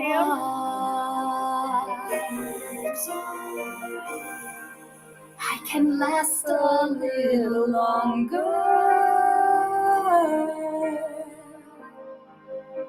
if I keep holding on to one more day of hope, one more day of faith. Tomorrow will be brighter if I get through today. Better days are coming further down the road. So for now I'll just keep clinging to one more day of hope. One more day.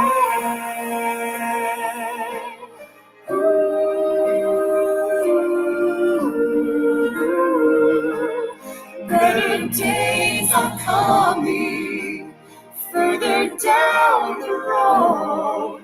So for now I'll just keep clinging to one more day of hope.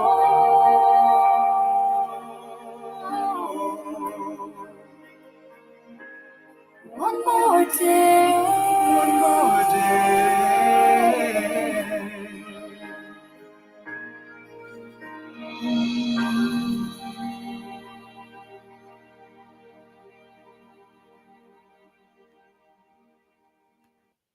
Okay, folks, let's go to the Lord in prayer. Dear Father in heaven, please be with all my fly babies all over the world. Keep them safe from harm.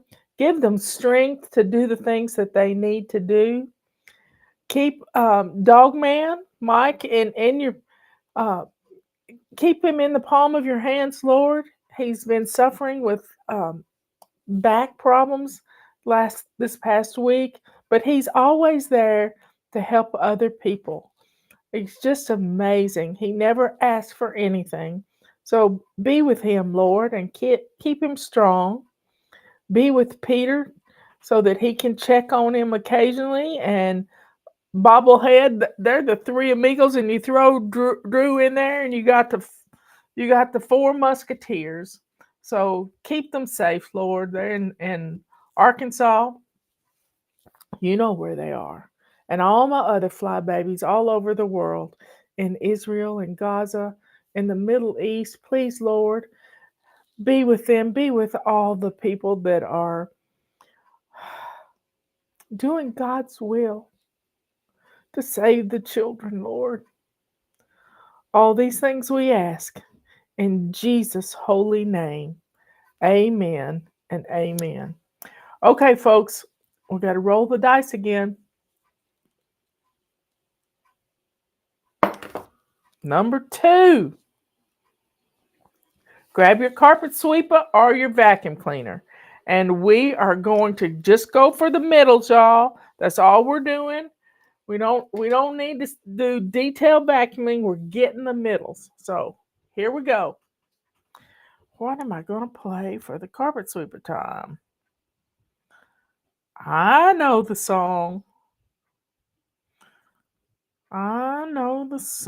Here we go. Why Not Today? It's your favorite.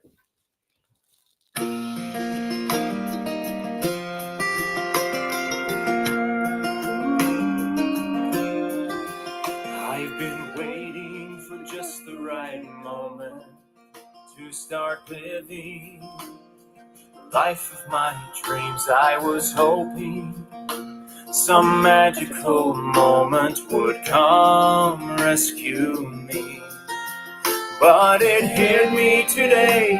There's no better time to begin. This day I've been given is my day to start living, so I'm jumping in. Why not today while the sun is shining? Today while I know I can. The past is behind me, tomorrow can't find me till I live today. So why not today while my heart is ready? Today while it's in my grasp. If I start out slowly, I'm confident knowing I'm still on my way. So why not today?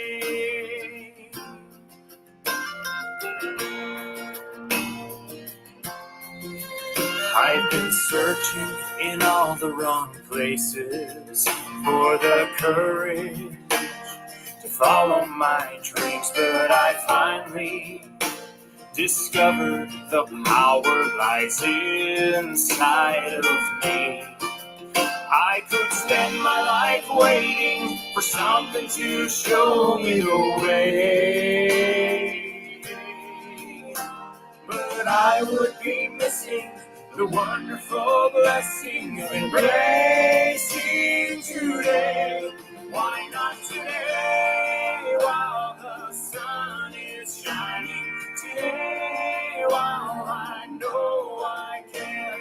The past is behind me, tomorrow can't find me till I live today. So why not today while my heart is ready? Today while it's in my grasp. If I start out slowly, I'm confident knowing I'm still on my way. So why not today? I'm ready, I'm willing, I'm able, I'm learning to fly. But how will I know how high I can soar if I never try? Why not today while the sun is shining? Today while I know I can. The past is behind me, tomorrow can't find me till I live today. Why not today while my heart is ready? Today while it's in my grasp. If I start out slowly, I'm confident knowing I'm still on my way. Why not today? Why not today? Why not today?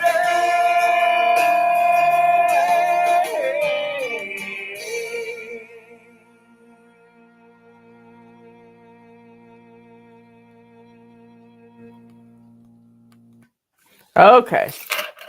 They were doing line dancing yesterday on the 5, and they were in Nashville for some award show, the Patriot Awards, and they were doing line dancing, and I thought, well, Eric needs to be there helping them. Okay, let's roll the dice again. Number 4. Ooh. We already did our purple rags, didn't we? And I didn't mark off the right one. If I skip one, y'all, you'll have to tell me. I'm rolling the dice. I got 4 again. Number 6, grab your multi-wand and get after those ceiling fans because they collect a lot of dust, and you can bend this thing and get that ceiling fan clean. So let's do it. Cobwebs in the corners at your front door. Let's get it done. And what song are we going to play? Somebody put multi-wand in the chat, all capital letters. Where is a song we're going to play?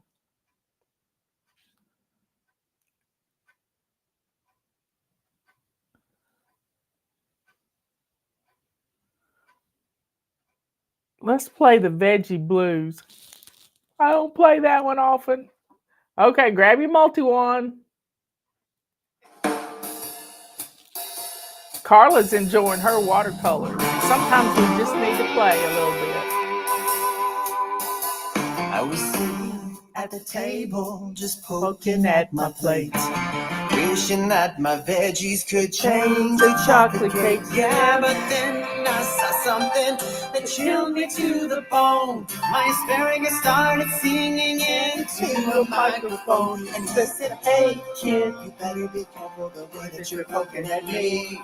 Don't you know that I'm the one that keeps you strong and healthy? 'Cause when you get your body view with fruits and veggies too, you're gonna have the strength to do the things you wanna do."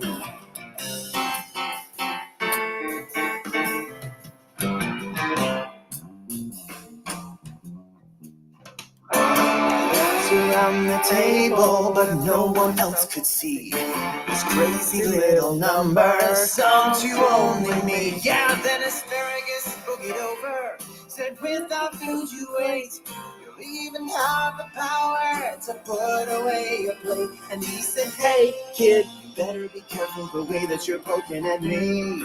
Don't you know that I'm the one that keeps you strong and healthy? When you get your body fueled with fruits and veggies too, you're gonna have the strength to do the things you wanna do."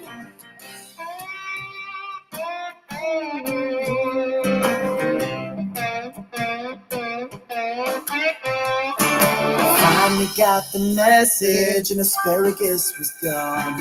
I'll ditch the sweets and choose a peach, eat healthy from now on. So pass me some tomatoes or toss an apple, please. Don't forget the broccoli, how I love those baby trees. Remember, hey kids, you better be careful the way that you're poking at me.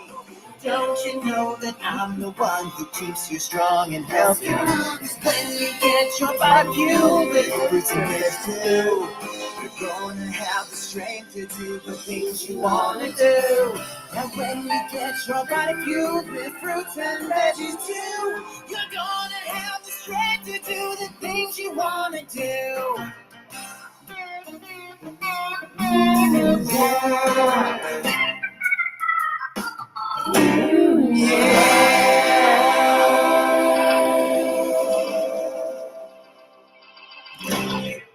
This song was recorded in Nashville at Omni Studios, and I will never forget that organ player. Oh my, his name was Mike, and he was amazing, just amazing. Anyway, folks, we've got other things to do, so y'all just let me roll the dice again. That was the multi-wand. And grab your rubber scrubber. Grab your rubber scrubber. And we're going to run around the house with it. Clean your thresholds of your doors. I keep one in my kitchen for scrubbing potatoes, which is I'm going to do this in a few minutes. I keep one in my bathtub for scrubbing the jets on my tub. I keep one in my bedroom to sweep when our little puppy goes outside. She's 5 years old. She gets in the pond, she dries off, and she's got this stuff on her. And I keep our bedspread clean with this. I keep one in every room. So let's see what song. We're on a soft kick today. So let's see.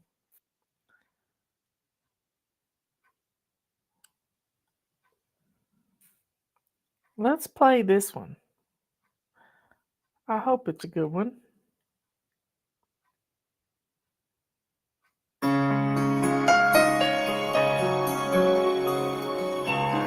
This is my prayer for y'all.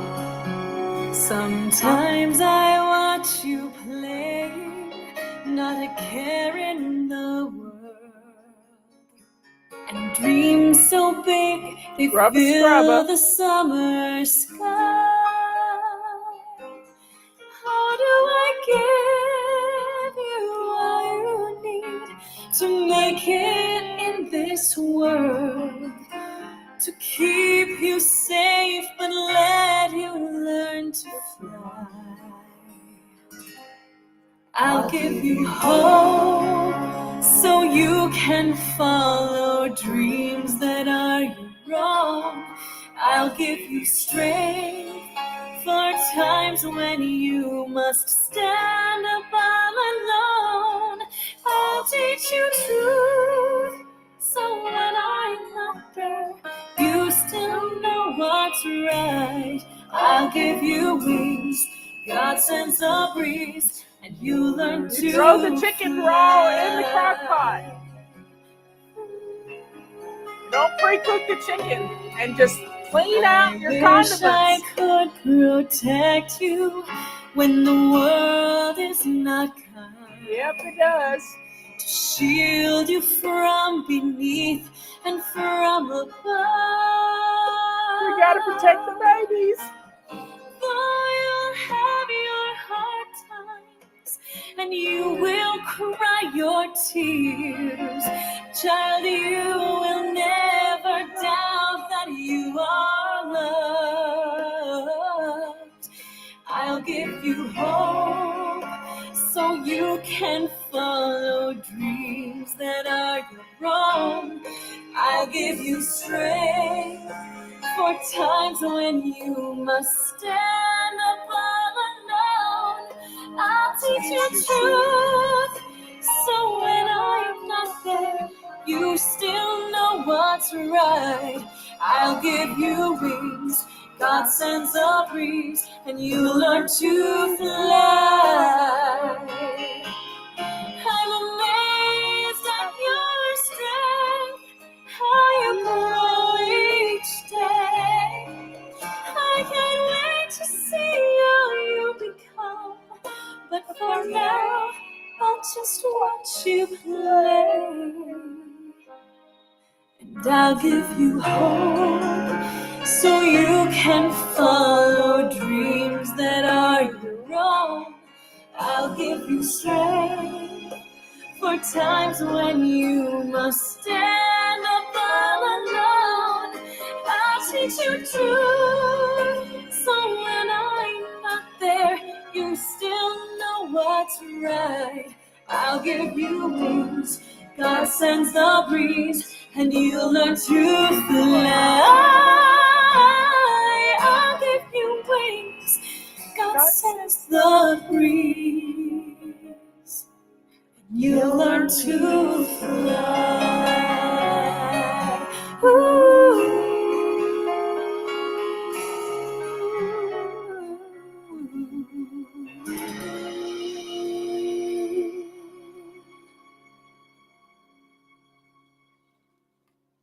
Okay, folks, we got one more little thing to do. Let's grab your feather dusters. Let's see what we're going to play.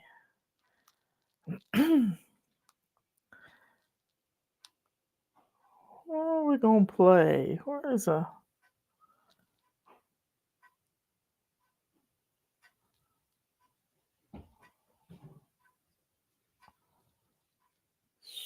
I'm trying to find a song. Let's do the feather duster shake. Are you ready? Grab your feather dusters. Grab your feather dusters. And let's shake. We haven't had a fast song this whole time. It's time to grab those feather dusters and shake your feathers. Shake, shake, shake.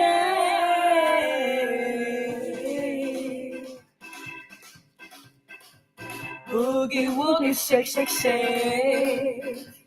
Shake those feathers till they break.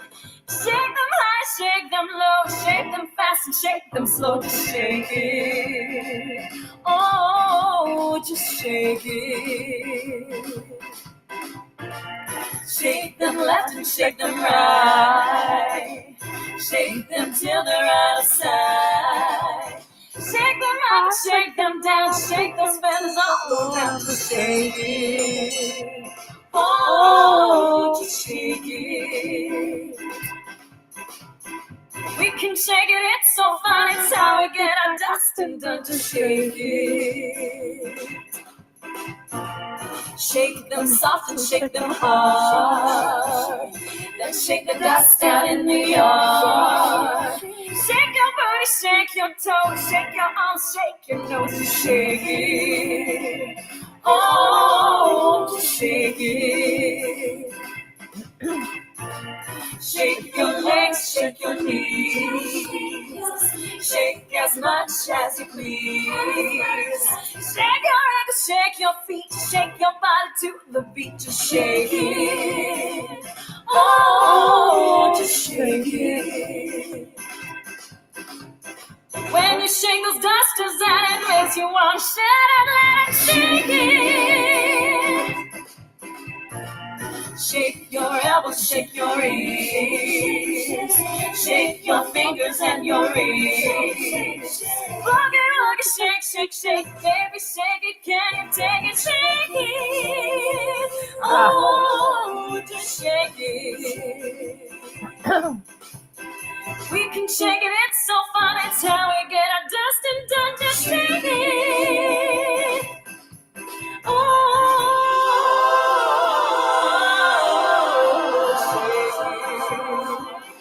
Shake, shake, shake, shake, shake, shake, shake, shake, shake.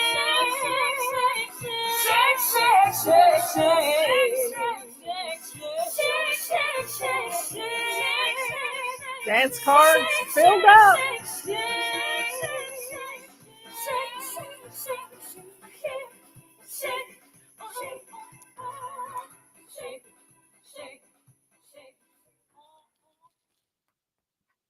Okay.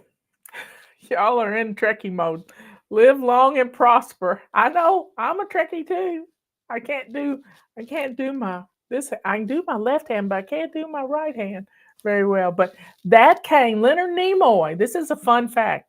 Leonard Nimoy went to temple, and he was Jewish, and he needed a symbol. Live long and prosper is shalom. That's a symbol that the Jewish rabbis pray over their church. So I thought that's fun. Y'all have fun.